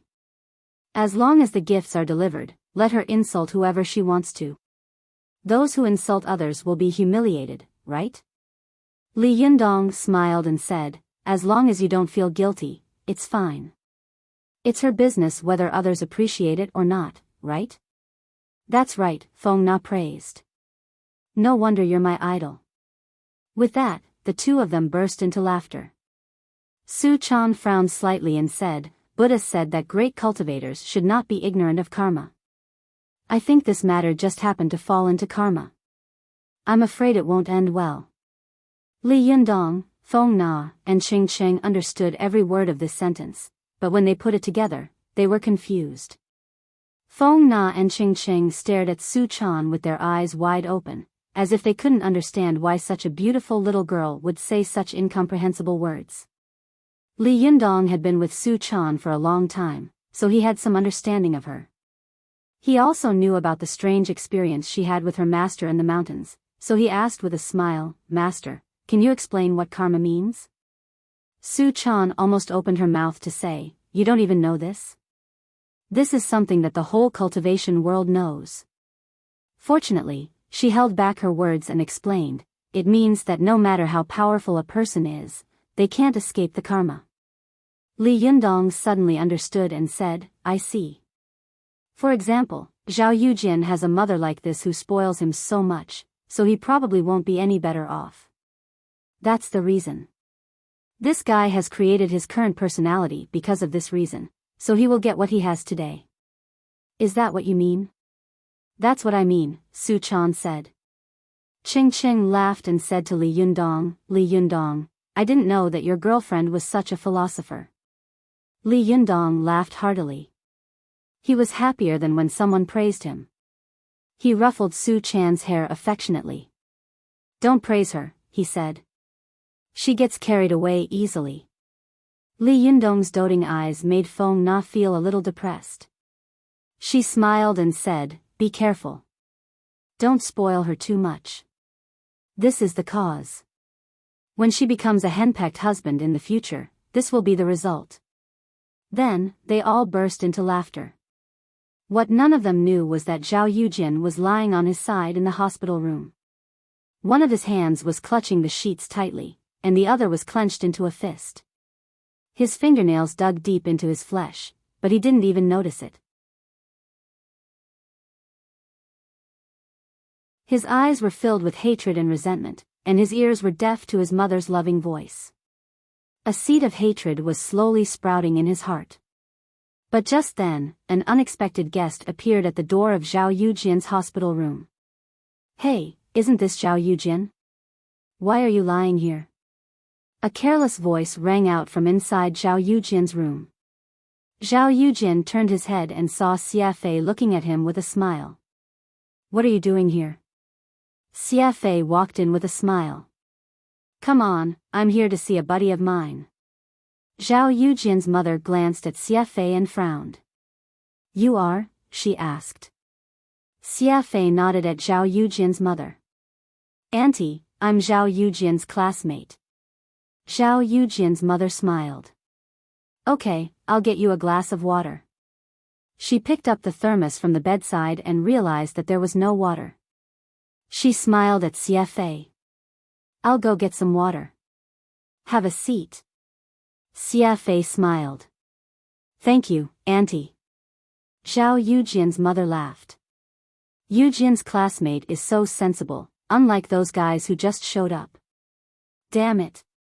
She walked out of the room, cursing and swearing. Zhao Yujin's mother laughed. Xia Fei watched Zhao Yujin's mother walk out of the room.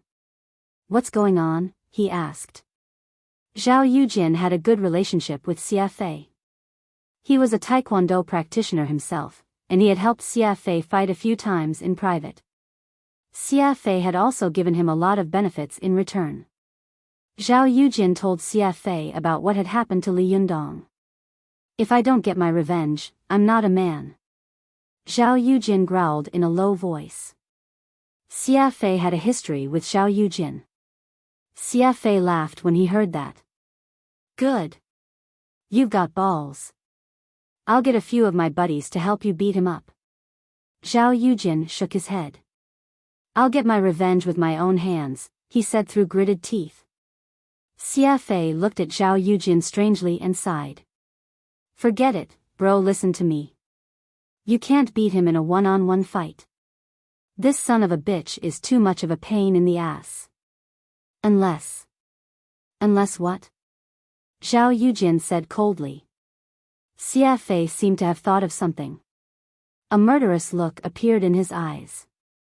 Unless you have a gun. A gun? Zhao Yujin's cold, gray eyes began to fill with madness. You can get your hands on a gun? I'm not that good, Xia Fei said darkly. But I know someone who can. After parting ways with Feng Na and Ching Ching, Li Yundong and Su Chan returned to their new home. That night, Li Yundong prepared a sumptuous dinner for Su Chan. After dinner, Li Yundong sat down in the spacious living room to meditate and practice qi. For Li Yundong, practicing qi had become his passion. It was not only because it could increase his strength, but also because he could feel an extreme sense of comfort and pleasure in the process of meditating and practicing qi. Since Li Yundong had completed the Great Zhoutian realm, the meridians in his body were fully expanded. His qi could now flow through the meridians on its own.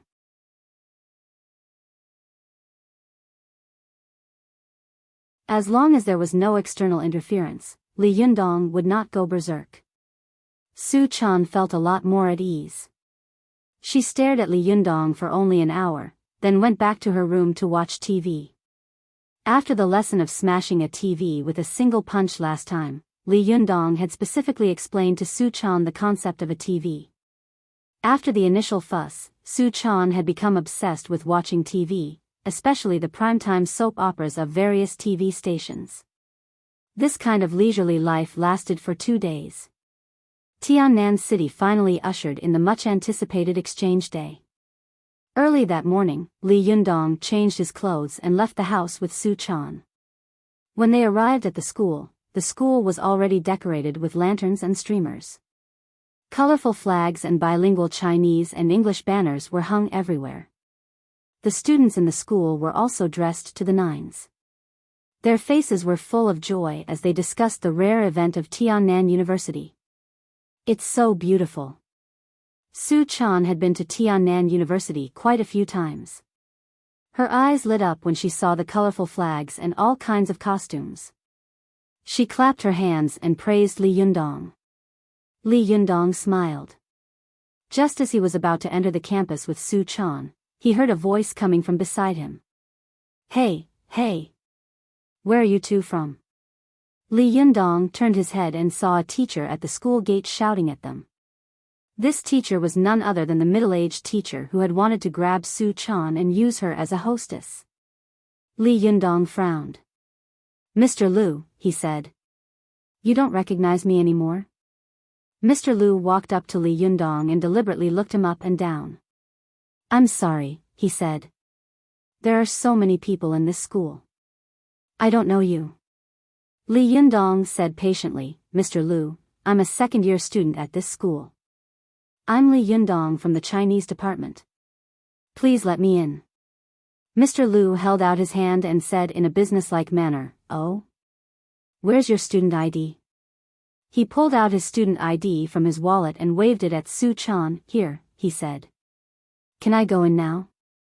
Then, he led Su Chan into the building. Su Chan nodded. Wait, the middle-aged teacher said slowly. You can go in, but she can't. Li Yundong turned around and said angrily, Why not? Mr. Liu rolled his eyes. Today is an exchange meeting. Other people are not allowed to enter. Li Yundong said angrily, She's not like other people. She could go in before, but why not today? Does she look like a criminal to you? Teacher Liu sneered and used his hand to dig his ear. That's hard to say. People nowadays are all pretentious. Who knows? Li Yundong was furious. What did you just say? I dare you to say it again. Li Yundong glared at Mr. Liu. He was so scared that he took 3 steps back. Their actions attracted the attention of the students around them. The security guards at the school gate also ran over. Teacher Lu immediately gathered his courage and puffed out his chest.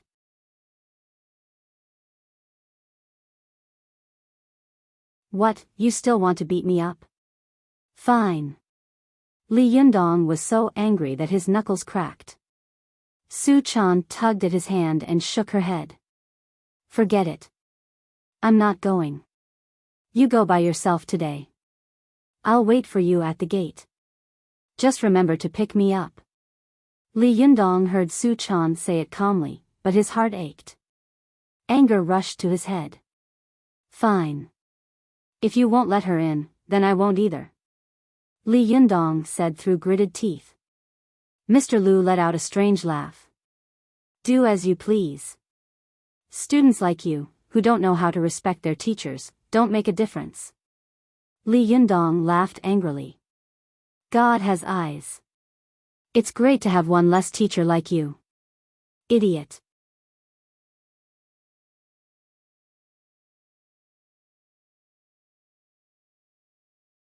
Chapter 52. Li Yundong put his arm around Su Chan's shoulders and knocked her on the head. Idiot, this isn't your problem. It's the teachers these days who are getting more and more unethical. Su Chan felt a little better, but her eyebrows were still full of gloom. But, will you be fired? She asked. Li Yundong laughed. If they really want to expel me, then let them. What's so great about this third-rate university?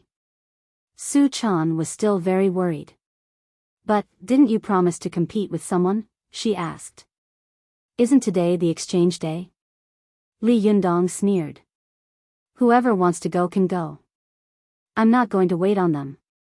Besides, it's not that I don't want to go, it's that they won't let me. Isn't that right? Su Chan didn't say anything. She just lowered her head and gently rubbed the ground with the tips of her feet. Li Yundong saw that Su Chan's face was full of worry, and his heart clenched. He couldn't wait to wipe away the melancholy between her eyebrows. He reached out, grabbed Su Chan's chin, and lifted her face up. He deliberately put on a naughty smile. Girl? What are you unhappy about? Come on, smile for me. Then, before Su Chan could react, he pretended to be sad. You don't want to smile? Then I'll smile for you. After that, he used the index fingers of both hands to poke the dimples on his cheeks. He grinned as brightly as a 5-year-old child. Su Chan was, after all, a little girl. She immediately burst into laughter. She said coquettishly, Sir, your smile is so ugly. Li Yundong pretended to be angry. You think my smile is ugly? Why don't you show me a beautiful smile? Su Chan smiled brightly. She was so beautiful that she was really charming.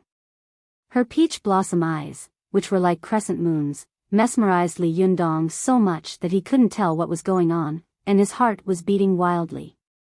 Li Yundong sighed inwardly. No wonder in ancient times, King Yu of Zhou did something so stupid as to make fun of the nobles just to win Baoxi's smile.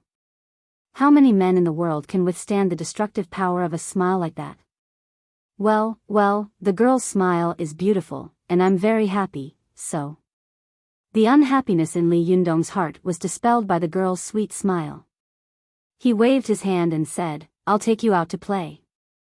At the mention of play, Su Chan was so happy that her eyes and nose couldn't be seen. She grabbed Li Yundong's arm as if she was afraid that he would abandon her and go play by himself. Where to play? Where to play? She asked. Li Yundong smiled and said, Didn't I promise to go to the amusement park last time?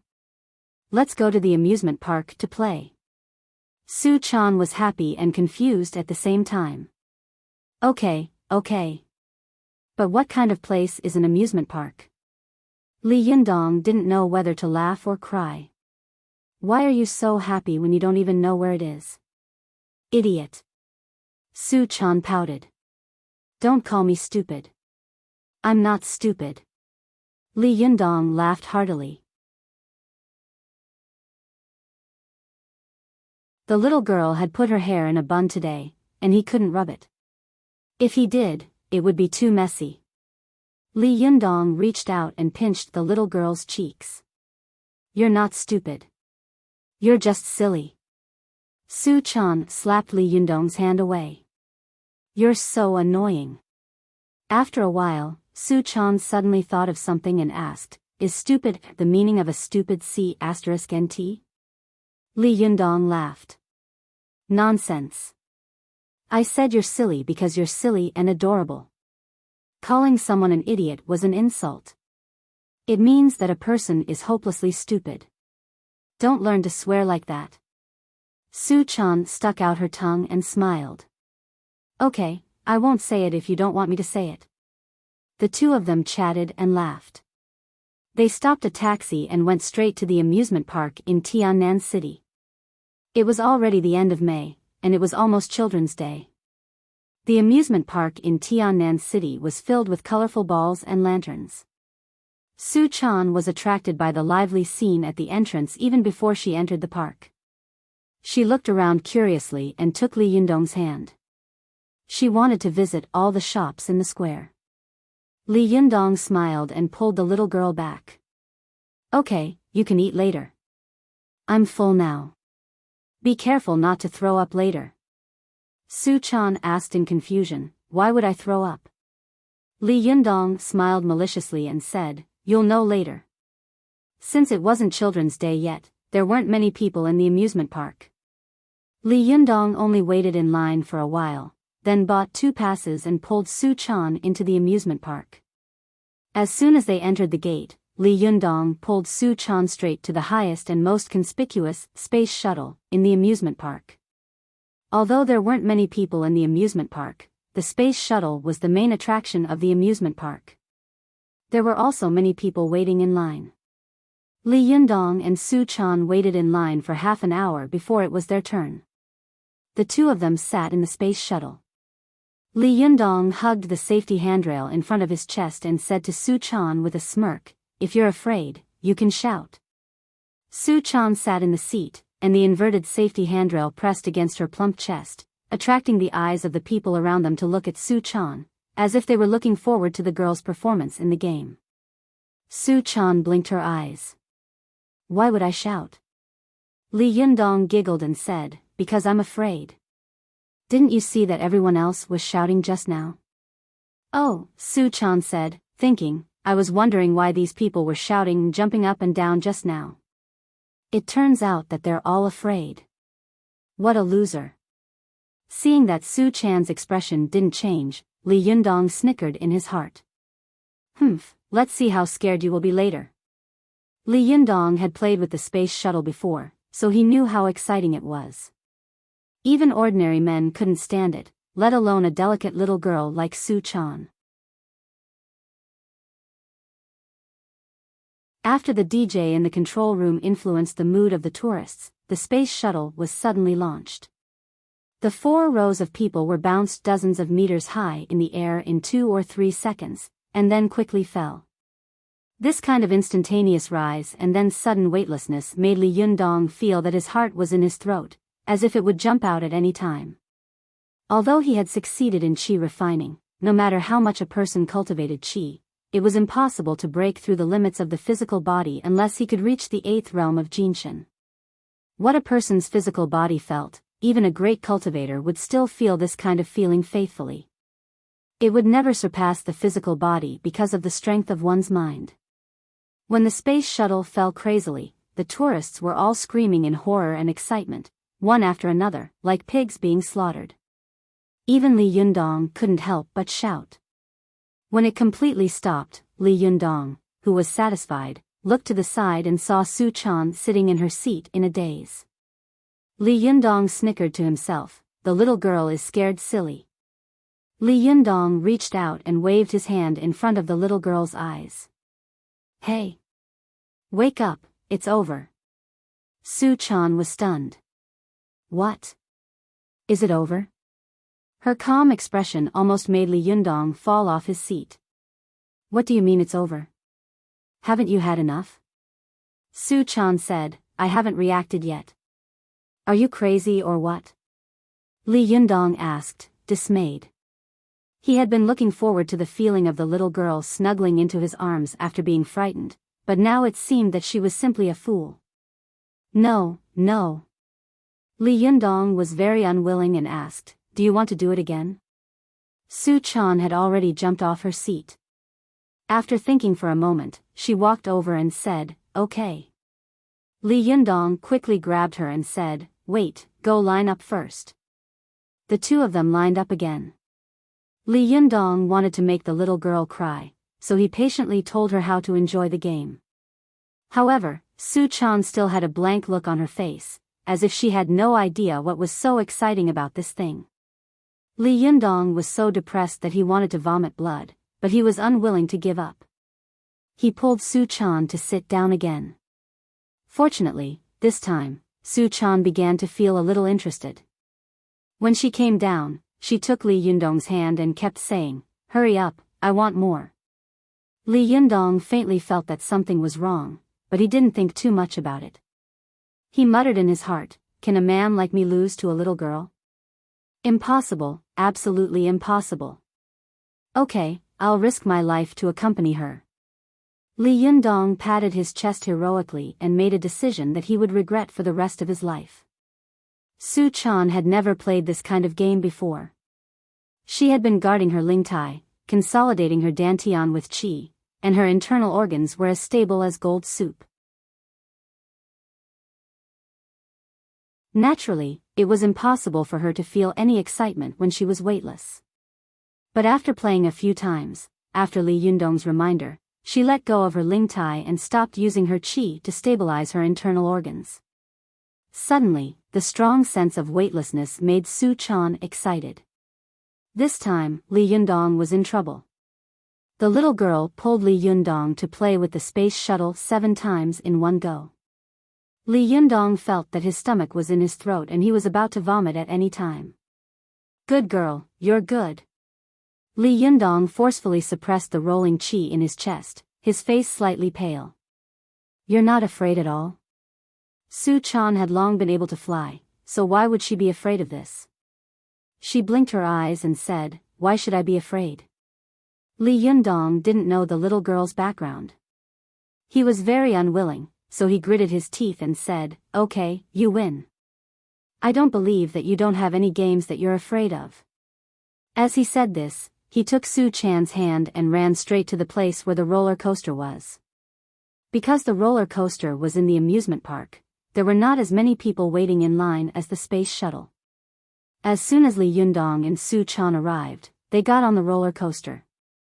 After fastening his seatbelt, Li Yundong said to Su Chan with a fierce expression, don't cry later.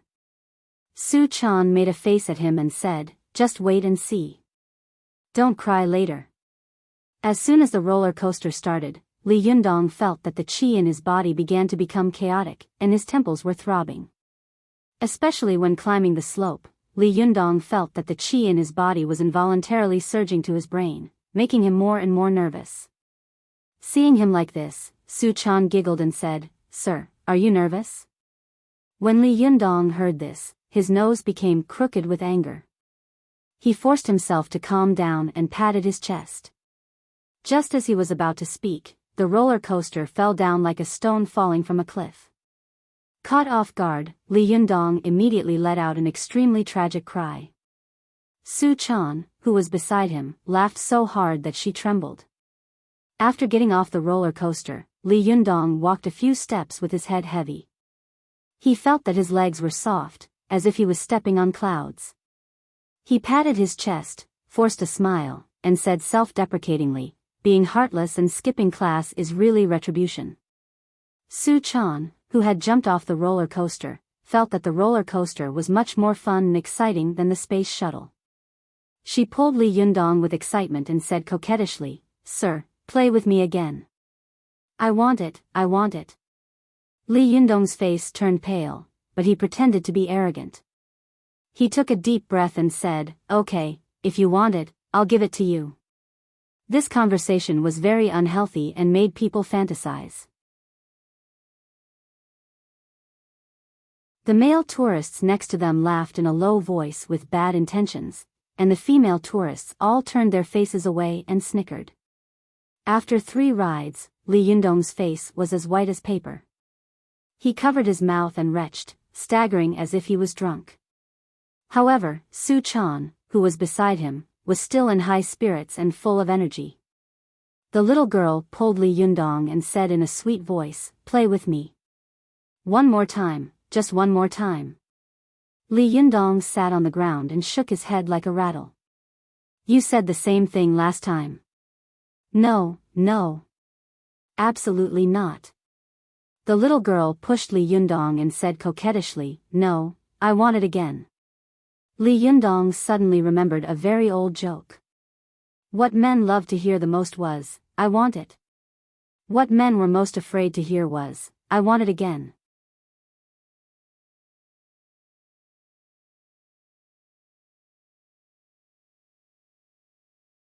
Chapter 53. Seeing that Li Yundong didn't respond, Su Chan took out her trump card and said in a soft voice, "Sir, I want more." Li Yundong covered his face with his hand and wailed, "I can't afford it. If I give you more, I'll die. I don't even have the strength to sit up." Seeing that Li Yundong really couldn't sit up, Su Chan pulled him up with her hand and said, "Get up, get up. How can you do this? You said you were here to play with me. I haven't had enough yet." Li Yundong said to Su Chan with a pained expression, "My little lady, you played 8 times on the space shuttle, 13 times on the roller coaster, 21 times on the turntable, and 32 times on the rapids. I really can't stand it anymore. I played from morning to afternoon and didn't even have lunch. Aren't you tired?" Su Chan said coquettishly, "No, I'm not tired." Li Yundong shouted and fell heavily on the grass. "I'm tired. Since ancient times, there have only been tired cows, but no land that has been damaged by plowing." Su Chan understood the meaning behind his words and giggled. Her cheeks flushed red as she tried to hit him. "Nonsense. What are you talking about?" Li Yundong chuckled. Li Yundong put his arm around the girl's waist with a cheeky smile and said, "Girl, come here. You've played so many tricks with me, but you haven't tried the grass yet." Su Chan burst out laughing and jumped to the side. "So annoying. So annoying. Get up. If you don't want to play, then don't. I'm starving." Li Yundong fell on the grass on his back and said shamelessly, "I won't get up. I won't get up even if you beat me to death." Su Chan bit her lip, and a mischievous and sly look flashed in her eyes. She broke a blade of grass and kept scratching Li Yundong's face. She giggled and said, "Will you get up or not?" Li Yundong looked like a dead pig that was afraid of boiling water. He said fearlessly, "I won't get up. As a man, I won't get up if I don't want to."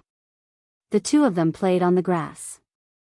The man was handsome, and the woman was charming and charming. Naturally, they attracted the attention of many people.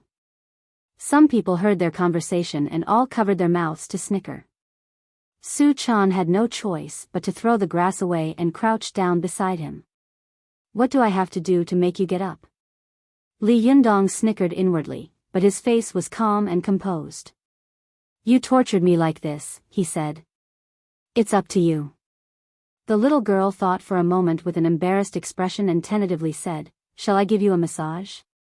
Li Yundong flatly refused. "No. You want to bribe me with small favors? Dream on." Su Chan pouted and said, "Then I'll carry you back." Li Yundong asked in surprise, "You can carry me on your back?" Su Chan snorted. "Don't underestimate me." Li Yundong stretched out his hands and said with a smile, "Okay, I'll carry you on my back today. I can also enjoy the glory." Su Chan didn't stand on ceremony. She squatted down and put Li Yundong on her back. Li Yundong exclaimed in surprise, "Oh, you really carried it? Not bad." He wanted to give Su Chan some trouble, so he deliberately exerted more force. At this time, Li Yundong had achieved success in qi cultivation. His qi sank down, and his strength was more than 1,000 pounds. Although Su Chan was also a cultivator, she couldn't stand such a prank. She immediately staggered. Su Chan staggered and laughed loudly. "You're so annoying. Don't move. I can't carry you." The surrounding tourists all laughed when they saw Li Yundong, a big man, being carried by a delicate little beauty. The men with girlfriends all pointed at Li Yundong and said, "See? This is a real man. This is a good wife. You guys should learn from him." When these girlfriends heard this, they went crazy. They pulled their men's ears and pointed to the ground. "What? Squat down and carry me." Their words were clear and decisive. Obviously, they were used to giving orders for a long time. The male compatriots, who had been subdued for a long time, squatted down gloomily and carried their wives. For a moment, the women were full of pride, especially when their men passed by Li Yundong. They even made faces at Su Chan as if to show off. Li Yundong, who was a big man but was carried by a beautiful woman, shouted heartlessly, "Oh, oh, they passed us." Su Chan also shouted heartlessly, "Stop it. I'm falling behind." Li Yundong laughed and stopped messing around with Su Chan. He waved his hand shamelessly and said, "Go. If you fall behind, you won't have food to eat when you get home." The tourists around them all felt a chill run down their spines when they heard this. Is he treating her like a child bride? This was the true definition of ruthlessly destroying a flower. Su Chan panicked when she heard that. She sprinted forward. She was a delicate little girl, but she was running faster than a man who was carrying a woman on his back. Along the way, the eyes of the bystanders almost fell out of their sockets. Li Yundong was a man who was 175 meters tall, but he was running faster than a man who was carrying a woman on his back. Su Chan ran with Li Yundong on her back. Before long, she had left everyone behind. Li Yundong laughed and patted Su Chan on the head. Okay. Put me down. If you don't put me down, I'm going to get beaten up by the crowd." Su Chan had a childish temper and loved to play around. She had no idea what she had done just now. She giggled and said, "I won. I'm still the best." Li Yundong pinched the girl's nose affectionately. Okay. Of course you're the best. Well, to reward you, I'll treat you to ice cream." Su Chan smiled. Okay. I want to eat the cone I had last time."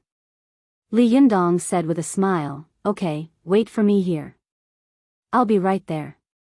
Su Chan was a little hesitant. "Huh? Are you going to leave me here alone?" Li Yundong laughed. "Are you afraid that I'll leave you behind?" "I'll buy it over there, you silly girl." Li Yundong pointed at a nearby McDonald's, and Su Chan relaxed. She smiled and waved at him. "Then hurry up," Li Yundong said. "Hurry up." Li Yundong smiled and turned around to leave. Su Chan stood there, a sweet smile on her face. She stared at Li Yundong without blinking. Her days with this boy were always so happy and exciting. Even being away from him for a second was an unbearable pain. Su Chan stood innocently at the entrance of the amusement park, her beauty causing the people around her to stop in their tracks in awe. A man in a suit and leather shoes saw Su Chan, and his eyes widened in shock. He rushed to the flower shop next to the amusement park and bought a large bouquet of fresh flowers. Then, he approached Su Chan and presented the bouquet with both hands. "Beautiful lady, you are the most beautiful woman I've ever seen. Will you accept my flowers?" This was the first time Su Chan had ever received flowers from someone. She looked at the man in confusion. "Who are you?" The man in the suit pulled out a business card and smiled. "This is my business card." Su Chan didn't even look at the card. She just stared at the man curiously. "Who are you?" Why are you giving me this? The man in the suit was wearing a Versace and a Vacheron Constantin watch. From his appearance, one could tell that he was a man who had always prided himself on being an elite. He felt very good about himself.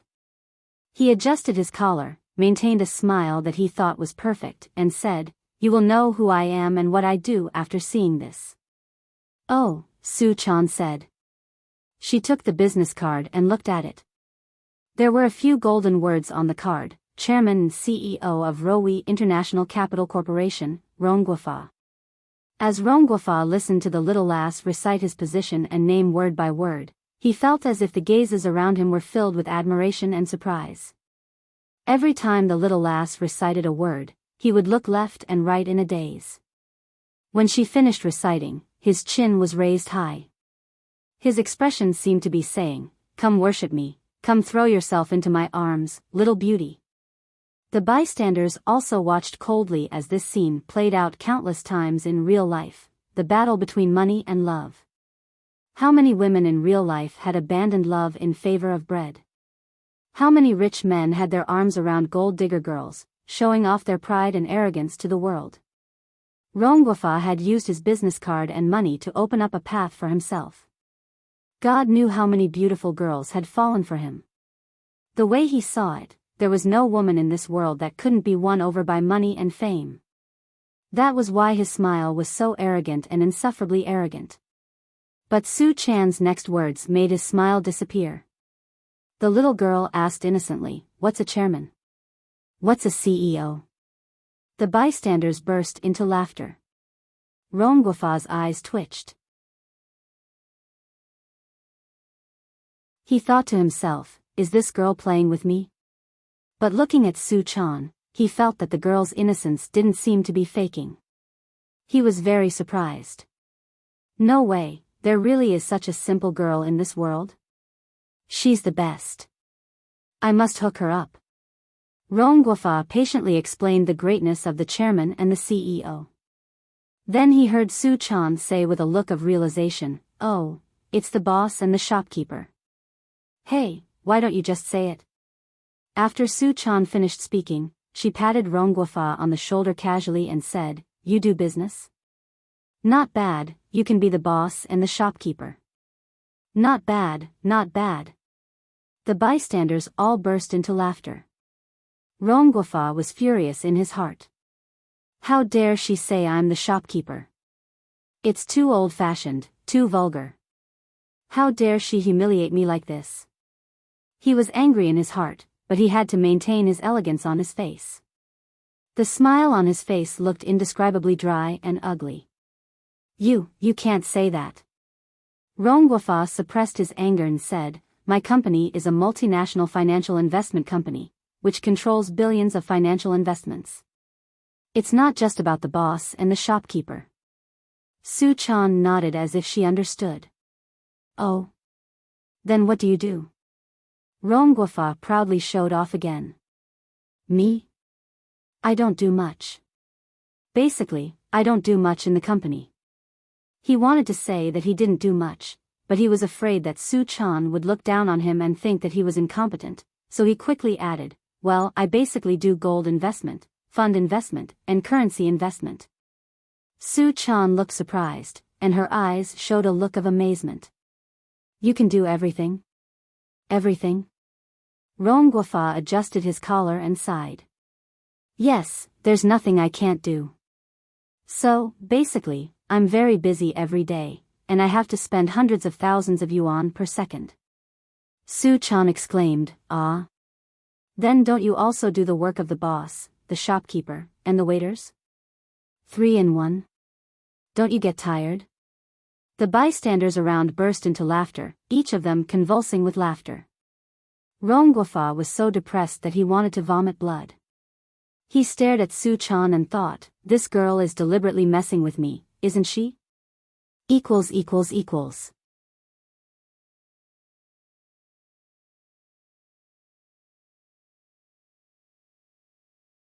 Chapter 54. A few people giggled. Why would he come to an amusement park if it costs hundreds of thousands of dollars a second? Then, someone else giggled.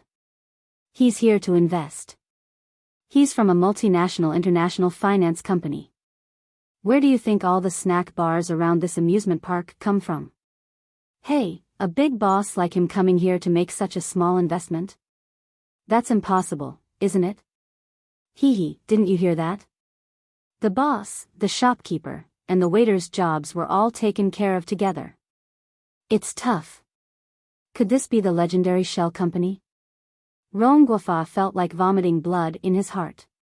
He glared angrily at the sarcastic crowd, then turned back to Su Chan and said patiently, "Miss, I haven't asked for your name yet. Can you tell me your name?" "She's Su Chan. She's my girlfriend." Li Yundong walked over with 2 ice cream cones in his hands. "May I know what you're here for?" Rongguofa turned around and saw a boy standing in front of him. His clothes were ordinary, but he had a dignified air about him. His eyes shone brightly, and Rongguofa felt ashamed of his own inferiority. You're her boyfriend?" Rongguofa stammered. He turned around and looked at Su Chan. "Is he your boyfriend?" Su Chan took the ice cream cone from Li Yundong's hand and licked it. Then, she smiled sweetly at him. "No." Li Yundong's expression changed slightly. Rongguofa burst into laughter. "I was wondering why a beautiful girl like you would fall for a poor boy like him." Su Chan shot Rongguofa a sideways glance, then brought the ice cream cone to Li Yundong's mouth. "He's my boss," she said sweetly. "Boss, I'll treat you to an ice cream cone." Li Yundong was overjoyed. His anger turned to joy, and he said proudly, "Well, my girl made me very happy today. I'll do you a favor and have a bite." After that, he took a bite out of the ice cream cone in Su Chan's hand and burst into hearty laughter like a villain who had achieved his goal. "What am I supposed to eat? You're so annoying."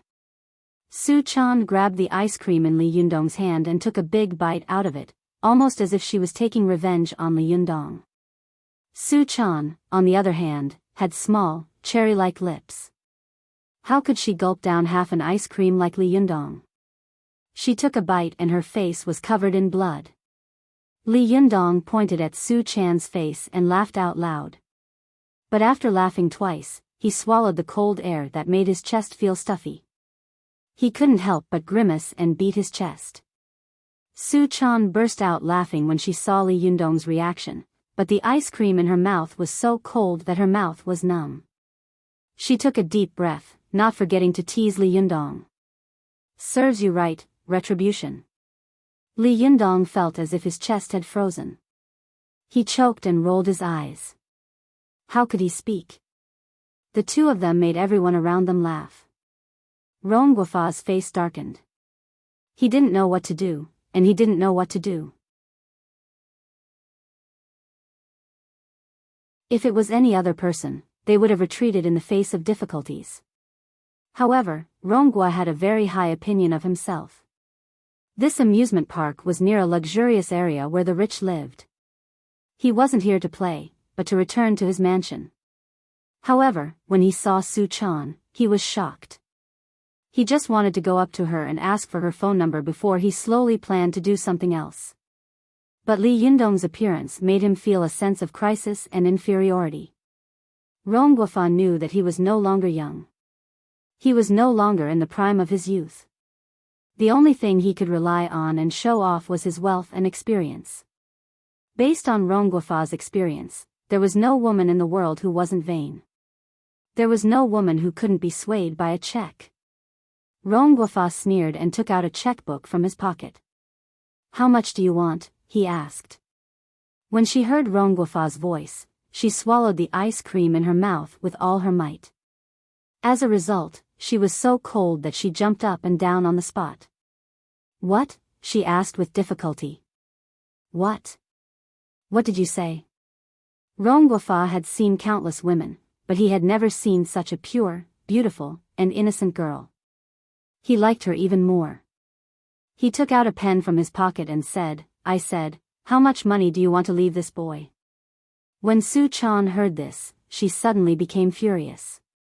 Her two willowy eyebrows rose, and she said coldly, are you very rich? Of course. Rongguofa said proudly. Everyone in the world has a price. As long as you can offer it, you can buy and sell anyone. The intimate relationship between Li Yundong and Su Chan made the surrounding tourists love and envy them. Even if some of them had their own ideas, they were very self-aware and didn't want to ruin the relationship between the young couple. But when they heard Rongguofa's words, they all became angry and cursed. What's so great about having some money? Take your money and save it to buy yourself a coffin. However, Rongguofa turned a deaf ear to the scolding next to him. He glanced at Li Yundong again and said, "How much are you willing to give her to me?" These words made Li Yundong want to punch Rongguofa in the face immediately. Su Chan knew that at this time, the Jin Danjunqi in his body was strong and magnificent, and his qi and blood were incredibly vigorous. His temperament had not been tempered, so he was easily angry and irritable. If there was a disagreement, he would have the urge to punch. She didn't want him to get into trouble because of this and disturb their cultivation, so she pulled his arm and shook her head gently at him. After stopping him, Su Chan said to Rongguofa, "Let me ask you, how many mouths do you have?" Rongguofa was stunned. 1. Why? Su Chan asked again, "How many pairs of feet do you have?" Rongguofa frowned and said, "1 pair." "Why are you asking this?" Su Chan asked again, "How many bodies do you have?" Rongguofa said impatiently, "Nonsense, of course I only have one." "Since you know that you only have 1 mouth, 1 pair of feet, and 1 body, then you should know that no matter how rich you are, you can only eat a bowl of rice, wear a pair of shoes, and wear a set of clothes." Su Chan said with a mocking smile, "Since you know that you only have 1 mouth, 1 pair of feet, and 1 body, then you should know that no matter how rich you are, you can only eat a bowl of rice, wear a pair of shoes, and wear a set of clothes. You're standing in front of me. Just because you're rich, you can eat an extra ice cream cone, wear an extra pair of shoes, and wear an extra set of clothes?" Rongguofa's face turned red and he argued, "But in this world, the same things have different levels. I can wear high-end brands." He pointed at Li Yundong and said, "He can only wear cheap goods." Su Chan sneered and said, "Is there anything more to your high-end brands than Yundong's? Is it an extra sleeve? Or a few extra buttons? Let me tell you, in this world, there is no high or low, only good and evil, beauty and ugliness." As soon as he said this, the surrounding people all cheered loudly. Some of the boys stared at Su Chan with glowing eyes and applauded her with all their might. The older men with their female companions sighed and thought to themselves, "This girl is beautiful, but what's even more remarkable is that she's so pure and noble in this kind of society. If I had a woman like her by my side, would be willing to lose 20 years of my life." Rongguofa's outlook on life and values had been seriously challenged. Like a cat whose tail had been stepped on, he jumped up and down and said, "What's the point of saying that? Can it bring you luxurious clothes and delicacies? Can it pay your rent and mortgage? The entire financial circle of Southeast Asia will be shaken by my order. What can this poor boy do?" Su Chan laughed as if she had heard the funniest joke in the world. In the eyes of a cultivator like her, all the things in the world added up could not compare to the word cultivation. No matter how powerful an official was, even if he became an emperor, with an order, the divine land would be plunged into misery and blood would flow. However, such a powerful emperor still had to ask not the common people, but ghosts and gods. No matter how rich a businessman was, even if he was like Tao Zhugong, he would still spend a huge sum of money and even destroy his family's wealth to join Buddhism and Taoism, just to seek peace and longevity. The officials in power had dominated the world for decades, but once the situation changed, the door would change from a crowded market to a deserted one.